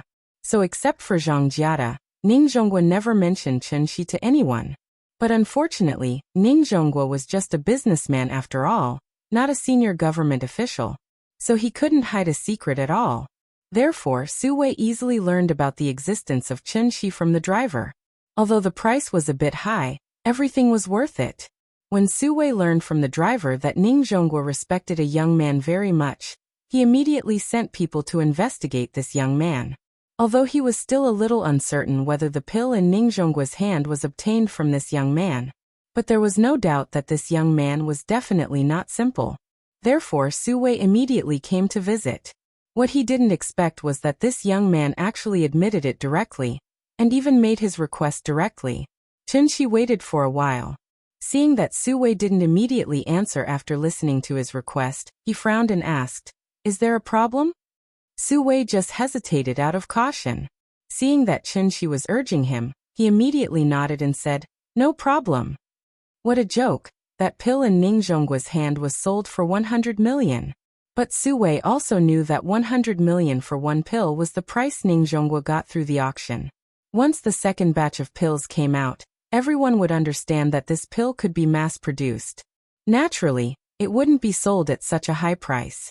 Su Wei thought that although it couldn't be sold for 100 million, 30 to 50 million shouldn't be a big problem, right? This was a good deal. Seeing that Su Wei agreed, Qinshi nodded and then shouted into the house, "Big Cat, help me get the small white bottle on the table." Then in front of Su Wei's stunned expression, Qinshi slowly took the small bottle from the big cat's mouth and handed it to Su Wei. 10 pills, 100 million, when will it be paid? Old Tai, you rewarded me with 100,000 coins for 20 chapters? Rich. Unfortunately, I can't eat it, unless I kill Zhao Yuan's entire family to get enough.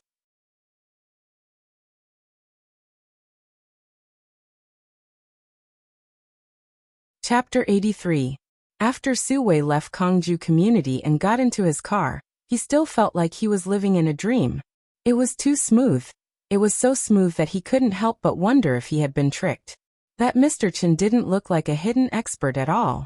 Instead, he looked more like the owner of a small store on the ground floor of the community. He smoked all day, sat in front of the cashier with his legs crossed, and watched TV. He didn't care when customers came, and when the customers finished choosing, he would naturally take the initiative to put the money on the cashier. All he had to do was count the money. "Mr. Su, where are we going?" The driver's voice awakened Su Wei from his chaotic thoughts. He froze for a moment, then gritted his teeth and said, "To the lab." Although it was almost impossible for Ningzhonghua to predict that he would set a trap for him here, Su Wei was still a little worried, so he was going to let the lab test the ingredients of this pill again to make sure that the 10 pills in his hand were exactly the same as the previous ones. Su Wei didn't dare to let his employees test the pills again. After all, this pill was too expensive. Su Wei didn't know Qinshi as well as Ningzhonghua, so it was normal for him to have some doubts. But in fact, in Qinshi's eyes, this pill was only fit to be a snack for the big cat. The energy pill was mainly used to improve a person's physique and heal chronic diseases in the human body, so the effect was very obvious for the first time. The reason Qinshi didn't refine a higher-level pill was mainly because the little girl was too young. Qinshi still wanted her to have a normal childhood. Otherwise, the little girl would become a human-shaped Tyrannosaurus if she ate a higher-level pill. How could she play with other children then? Before he could scare others, the little girl would already think of him as an alien. After lunch, Qinshi looked at the time and thought that it was about time to leave, so he put a note on the door. "I'm going somewhere far away." But this time he didn't write down when he would be home, but left his phone number. After all, he didn't know how long he would stay in Shangjing, so it was safer to leave his number. This trip was still as light and simple as last time. Qinshi didn't bring any luggage. He planned to buy new clothes for the little fellow when they arrived in Shangjing. They arrived at the airport. Perhaps the painful experience last time had left a shadow in the big cat's heart, so it was unwilling to get down from the little guy's arms. Seeing this, Qinshi could only glare at it fiercely. Qinshi's eyes were very lethal, so Big Cat immediately cowered. Thus, it had no choice but to obediently jump down from the little fellow's arms and leap out like a black shadow. Even though both Shangjing and Zhonghai were international first-tier cities, there was still a clear difference between them.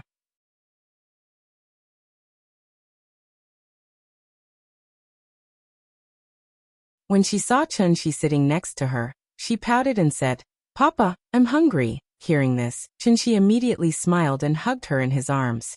After washing her in the bathroom, he took the little fellow to the Pear Garden restaurant. Because of the special status of Shangjing, Shangjing cuisine could be said to be a collection of national culinary skills. Not only could they make the incomparably extravagant Manchuhan Imperial Feast, but they could also make delicious and inexpensive folk snacks. Shangjing roast duck was the model of Shangjing cuisine. With its bright red color, tender meat, mellow taste, and fatty but not greasy characteristics, it was known as the world's most delicious dish. The little fellow held a drumstick in each hand and chewed until her mouth was full of oil. The big cat looked at the little fellow's intoxicated eating manner, and immediately its appetite was aroused. It eagerly squatted on the chair next to him, and its saliva almost flowed out. But Chunxi was busy taking care of the little fellow, and did not have time to pay attention to it, so the big cat hesitated for a moment, and under the incomparably surprised gaze of the waiter, it jumped onto the table by itself, and began to gnaw on a chicken wing.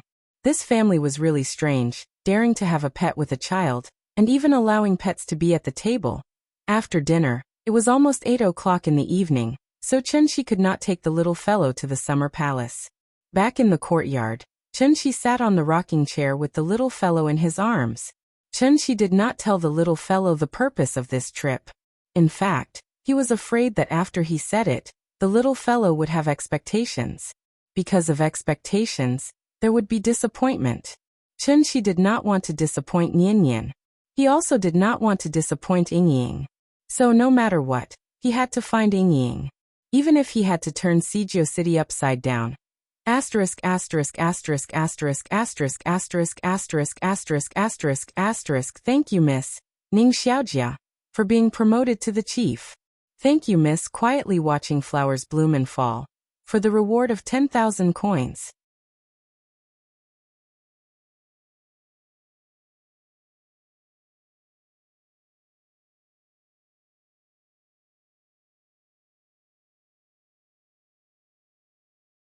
There were 3 small islands in Summer Palace. Chunxi was now near the Mirror Pavilion Island. The place that the little fellow wanted to go to was the Mirror Pavilion. Most of the scenic spots in Summer Palace were concentrated on the Longevity Mountain in the north. Looking from afar, one could see a scene of bright lights. The Mirror Pavilion was originally a watchtower to prevent villagers from entering. However, during the reign of Emperor Guangxu, because there was no money to repair the Mirror Pavilion that was destroyed by the British and French armies' heavy artillery, the remaining materials were dismantled for other purposes. Since then, the Mirror Pavilion had become a deserted island in the water, and had never been repaired. The weather in Shangjing was good recently. In addition, it was the Mid-Autumn Festival, so the moon had been rising for several nights in a row. Chunxi carried the little fellow to the lake, and used his hand to scratch her nose. Then he smiled and asked, "Daddy will show you a magic trick, okay?" "Okay. I want to see a magic trick." Hearing this, Chunxi nodded and prepared to play a magic trick to tease her. But then, Chunxi seemed to have thought of something and hurriedly said to the little fellow seriously, "This is a magic trick.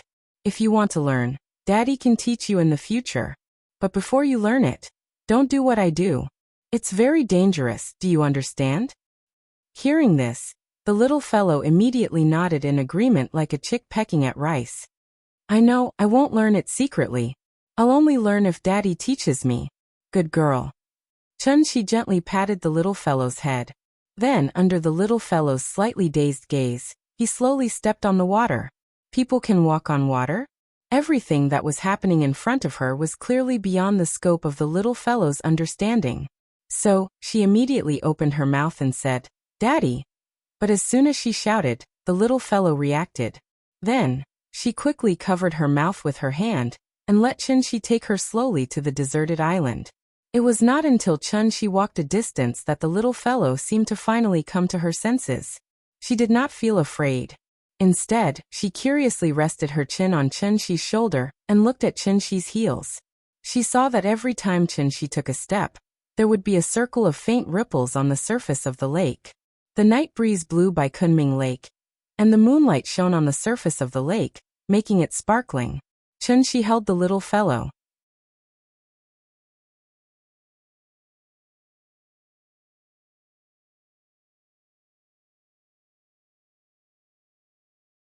Perhaps because she was frightened last night, the little girl seemed to be having a nightmare. Before she woke up, she waved her little hands and murmured in a daze, "Papa!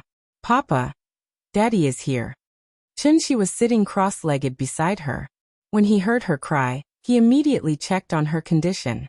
Then he placed his hand on the little fellow's forehead and said softly, "Daddy is here. Baby, don't be afraid, don't be afraid." Perhaps Chen-Shi's comfort was effective. The little girl hugged Chen-Shi's wrist, then changed her position, and continued to sleep. Chen-Shi's wrist was grabbed by her so he couldn't move casually. So he could only maintain this awkward position and quietly look at the little girl's sleeping face. His eyes were very gentle, full of a kind of fatherly love. Zhonghai, Jin City Villa.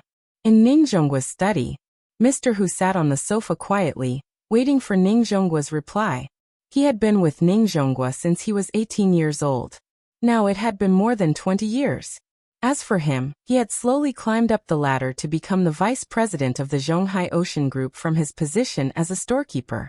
Mr. Hu's education level was not high.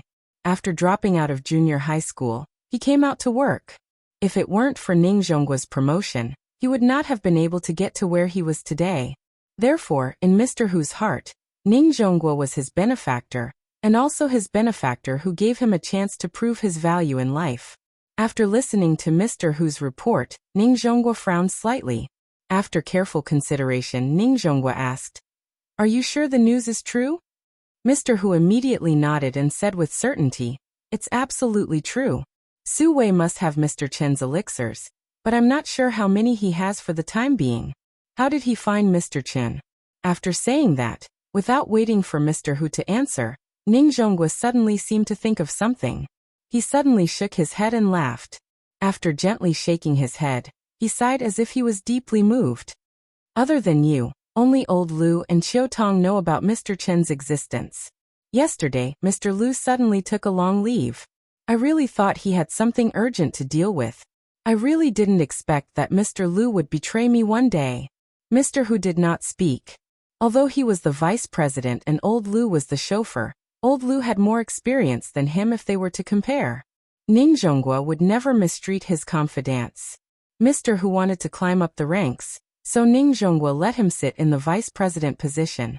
His position in the Ocean Group was second only to Ning Qiutong. Mr. Lu was not so career-oriented. Ning Zhonggua wanted to transfer him many times, but Mr. Lu refused with a smile. Therefore, Ning Zhonggua could only give him a big red packet every year, which was as thick as Mr. Hu's annual salary. Ning Zhonggua sighed for a while, but he did not seem to care too much about this matter.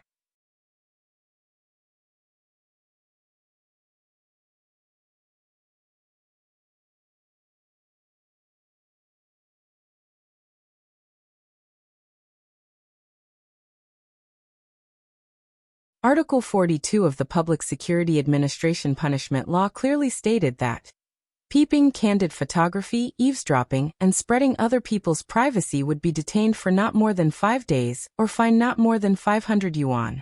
If the circumstances were serious, the detention would be more than 5 days but less than 10 days, and a fine of not more than 500 yuan could be imposed. It was precisely because of the fear of public security agencies that many detective companies were secretive about their business.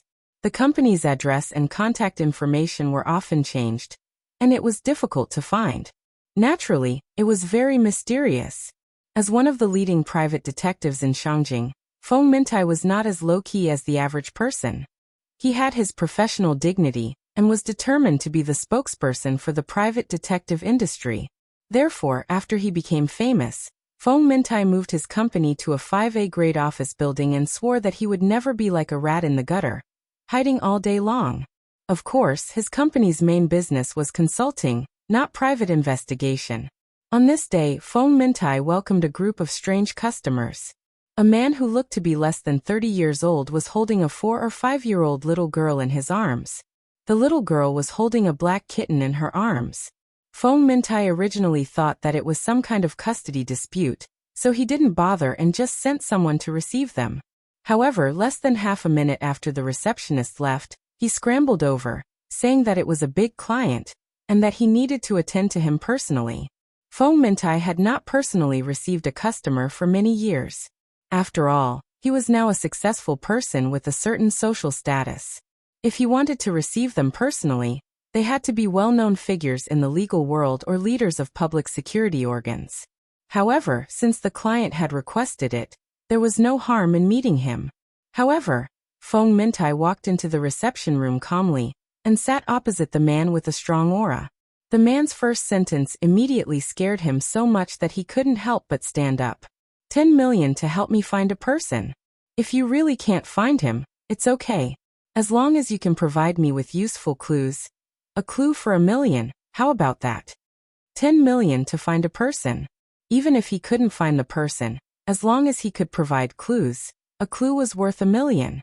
Was this a police warrant? Feng Mintai had been in the business for so many years, but he had never seen such a big client. How was this a client? This was a King God of Wealth. How much did he earn per month to support an employee? The cost of living in Shangjing was not low. Feng Mintai offered the basic employees a basic salary of 4,000. If there was business, he would receive a commission based on the business unit price.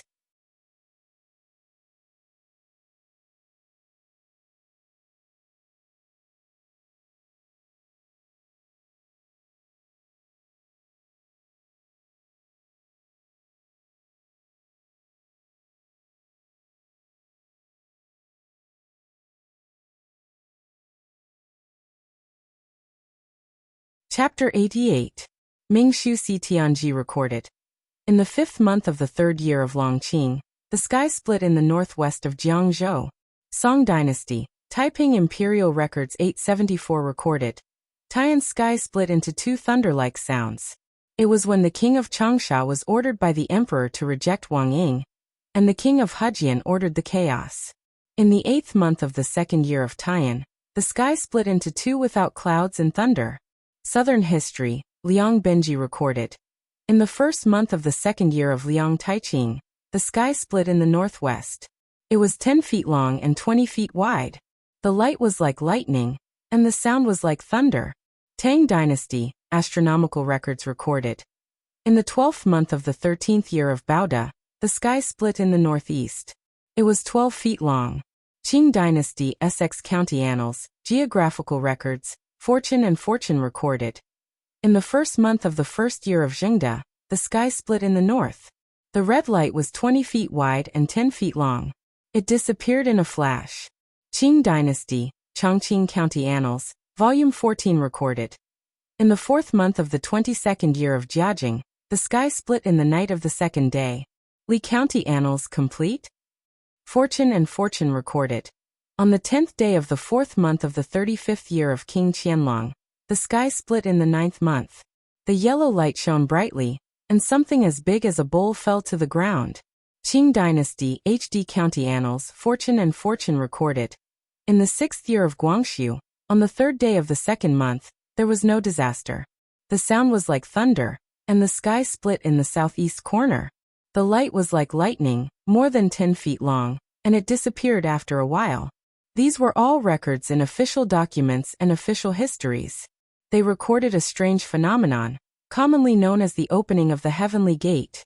In some folklore, the heavenly gate represented the southern heavenly gate of the heavenly court.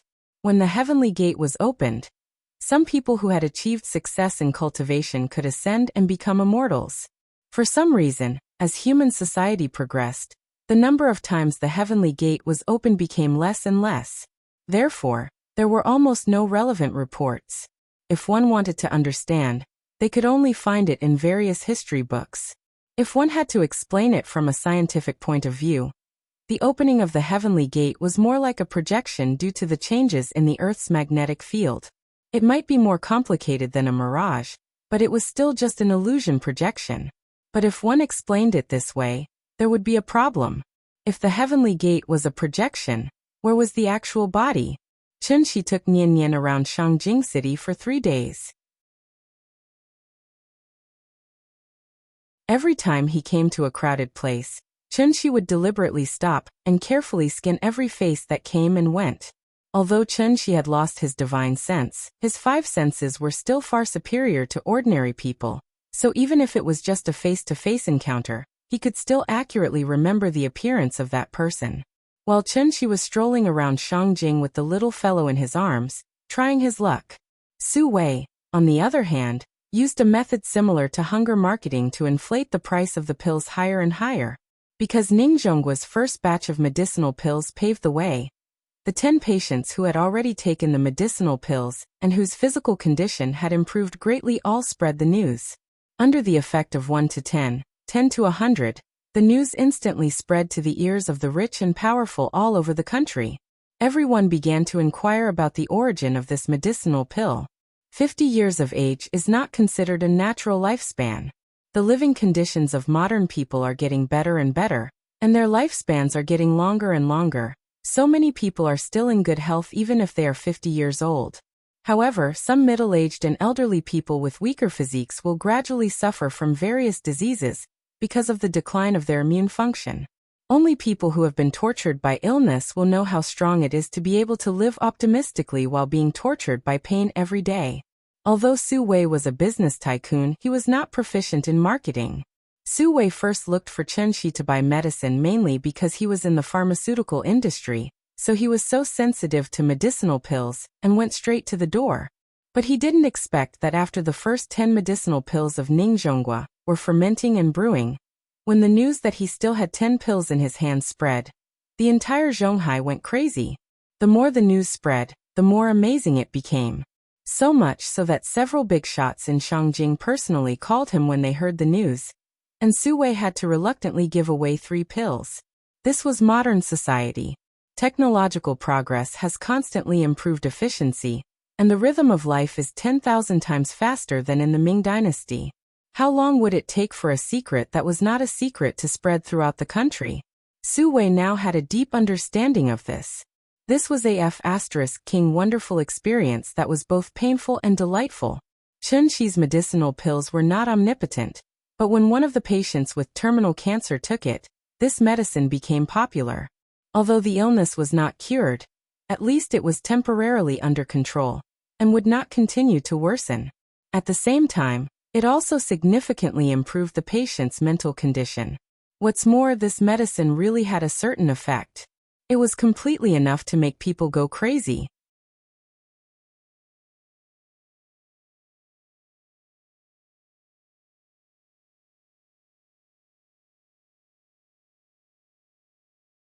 Chapter 89. A man's wealth is his own ruin. Chunxi made a mistake. He didn't realize how important the pills he gave out would be in the eyes of ordinary people. The 2 men who broke into the Su family's house were actually Nanyang people. The one who caught Su Wei was called Bassoon, and the other was called Ruan Chuntang. Nanyang's environment was different from Huaxia's. Because of the existence of the Golden Triangle, its complicated geography, diverse ethnic groups, and various intertwined interests, it was almost a hotbed of evil. It wasn't that they couldn't destroy it, but every time they wanted to, someone would obstruct them. Su Wei was a famous business tycoon in Zhonghai, so he more or less knew some secrets. For example, the International Wu Lian. The International Wu Lian's existence not only suppressed the martial arts world of Huaxia, but also played a protective role. So when these 2 Nanyang people swaggered into his house, Su Wei's eyes almost popped out of their sockets. National Day was just a few days away, and the 90th anniversary military parade was about to begin. It was also the time for Huaxia to officially display its national strength. At such a critical moment, people from the Nanyang martial arts world actually broke into his house. It had to be said that they were really skilled and daring. His life was in the hands of others. Su Wei wasn't stupid. If he still had the pills, he would have handed them over immediately. But unfortunately, he didn't have any left. Therefore, after careful consideration, Su Wei decided to divert the trouble. But the person he diverted not Chenxi, but Ning Zhonghua. It was now 2 in the morning.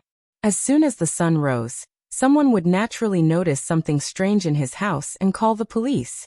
Once the police and the Wu Lian noticed, these two Nanyang people would definitely not be able to escape. Even a cornered beast would put up a fight, let alone 2 people. Just in case, Su Wei decided to bring these 2 people to Ning Zhonggua's house first. This way, when they took hostages and prepared to escape, they wouldn't kidnap his family. It had to be said that Su Wei's calculations were very good. When the 2 Nanyang people heard that he was willing to tell them the source of the pills, they immediately took Su Wei and drove to Jin City. Before they left, they tied Su Wei's bodyguards and nannies together with ropes. Perhaps they didn't want to make a big deal out of it, so they didn't kill anyone. This also made Su Wei feel a lot more relieved. 3 o'clock in the morning. Jin City Villa. Ning Zhonghua was violently thrown off the bed and woke up. When he woke up, apart from seeing the 2 Nanyang people, he also saw Su Wei, who looked somewhat dispirited. When Bassoon ferociously asked about the whereabouts of the pills, Ning Zhonghua immediately guessed the cause and effect. However, he was much smarter than Su Wei. Therefore, Ning Zhonghua did not hesitate and immediately shouted, "I bought the pills, I can take you to the cellar." Su Wei clearly didn't want to expose Chenxi, and was afraid of offending Chenxi, so he simply pushed him out to be the sucker. But Ning Zhonghua was not stupid. In just a few blinks of an eye, Ning Zhonghua understood that Su Wei must have used up all the pills. Otherwise, with his status, he wouldn't do such a stupid thing like risking his life for money. Since they didn't have any more pills, then in this world, there was only one person who had them. To be honest, if it wasn't for the urgent situation, Ning Zhonghua would definitely not betray Chenxi. Unfortunately, there was no other way. He was a fish on the chopping board. His own life was the most important thing. Unfortunately, Chenxi was now in Shangjing, so Ning Zhonghua could only silently pray that Chenxi still had some pills in his house. The 2 Nanyang people were obviously confused by these 2 old foxes. Thus, they immediately began to communicate with each other. During this time, Bassoon's eyes were filled with ferocity, but he was stopped by Ruan Chuntang in time. They seemed to know that this trip couldn't be delayed for too long. Therefore, Bassoon calmed down very quickly. After kicking Su Wei and Ning Zhonghua in anger, he grabbed the 2 old foxes and walked out of the bedroom. When Ning Zhonghua passed by the living room, he saw Ning Qiutong, who was tied to a chair and groaning. Thus, he quietly gave her a look, telling her not to be afraid. Then Ning Zhonghua drove the 2 Nanyang people and Su Wei to Kangju District. 4 a.m. in the morning. Kangju District, Block 5, Unit 1, Room 302. A group of people stood outside the iron gate. The dim corridor light allowed Bassoon to see the note on the iron gate. Gone on a long trip. There was a series of numbers at the end. He might have recognized these few simple Chinese characters, so he immediately tore off the piece of paper in a fit of anger. "Are you guys messing with me?" Because of the language barrier, he had nowhere to vent his anger. So when he awkwardly spat out a few inarticulate words, he immediately grabbed Ning Zhonghua by the neck and lifted him up with his right hand. Ruan Chuntang was obviously more reserved than Bassoon. When he saw that Bassoon was about to kill someone, he immediately grabbed Bassoon's arm and shook his head at him. Then, Ruan Chuntang stood in front of the iron gate and gently covered the keyhole with his palm. Click! A light sound was heard. The door was opened by him just like that. Ruan Chuntang broke in. When Bassoon saw this, he snorted loudly and put Ning Zhonghua down. Then he pushed Ning Zhonghua and Su Wei into the house. After Ning Zhonghua and Su Wei entered the house, they stood aside obediently. Meanwhile, the 2 Nanyang people started to rummage through the cabinets. At the same time that Bassoon tore the note. Shangjing Pear Garden.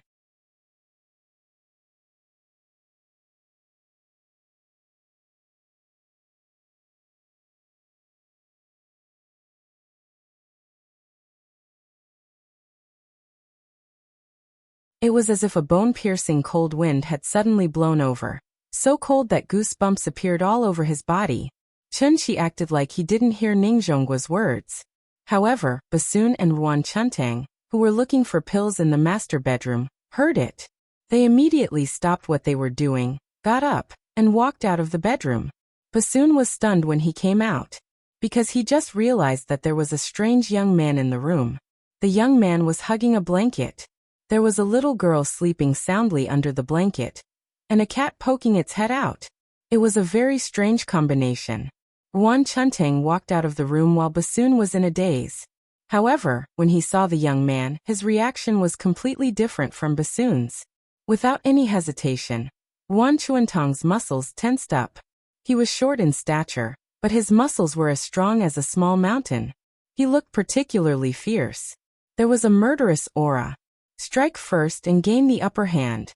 As a result, Yuan Chuntang bent his legs and his whole body suddenly shot out like a cannonball, fiercely charging towards Chen Shi. Ning Zhonghua saw this and immediately warned nervously, "Mr. Chun, be careful.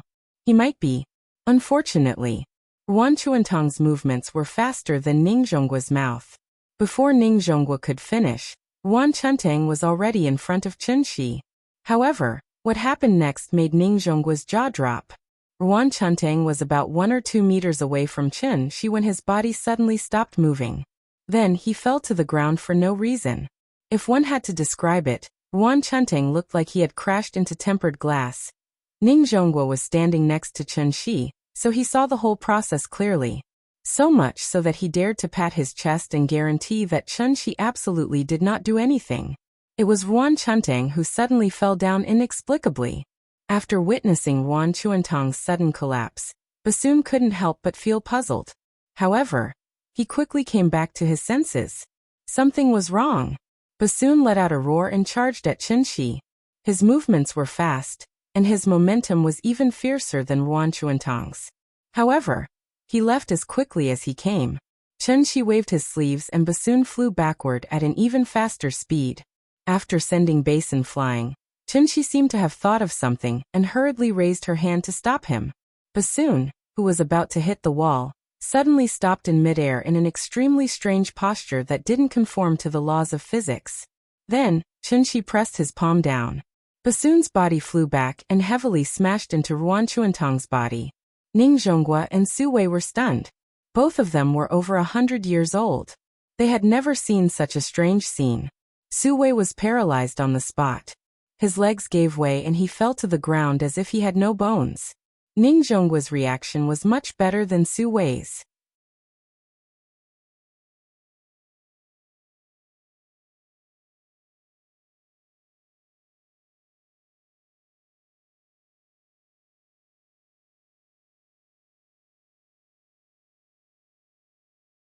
What he saw and heard today had completely shattered Ning Zhonggua's understanding of Chen Shi. Before, he only thought of Chen Shi as a hidden expert. But now, he completely thought of Chen Shi as a god. Ning Zhonghua knew Chen Shi's character, and knew that he didn't care about these things.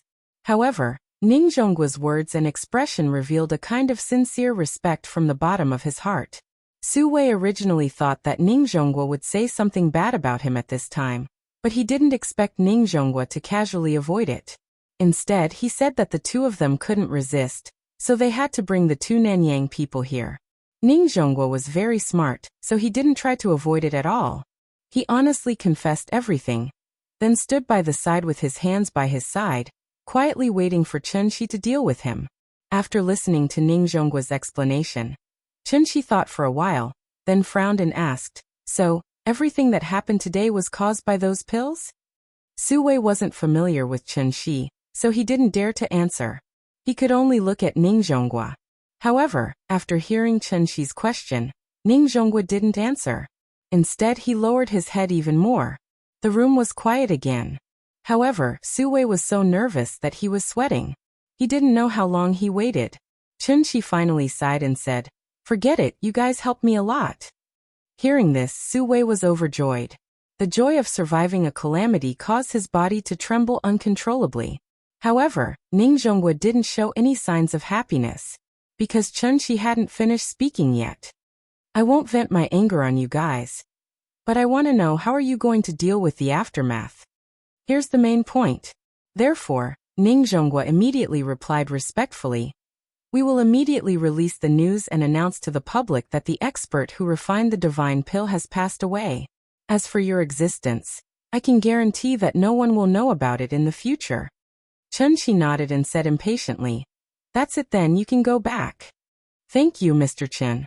The two thanked him and quickly walked out of the room. Just as they walked downstairs, they faintly heard the sound of a cat in the distance. Immediately after, there was a rustling sound in the garden. Ning Zhonghua took a closer look and realized that the cats in the yard had appeared out of nowhere and were running in the direction of the sound. These cats were very fast, and there were no street lights here, so they couldn't see very clearly. They could only vaguely see countless black shadows flashing by. Su Wei didn't dare to move. He was a little scared. However, at this time, Ning Zhonghua grabbed him and ran outside. Let's go, it's too creepy here. The two ran out of Kongju community and stood under the streetlights. Then they looked back at the dark community with lingering fear. The experience of this night was too creepy.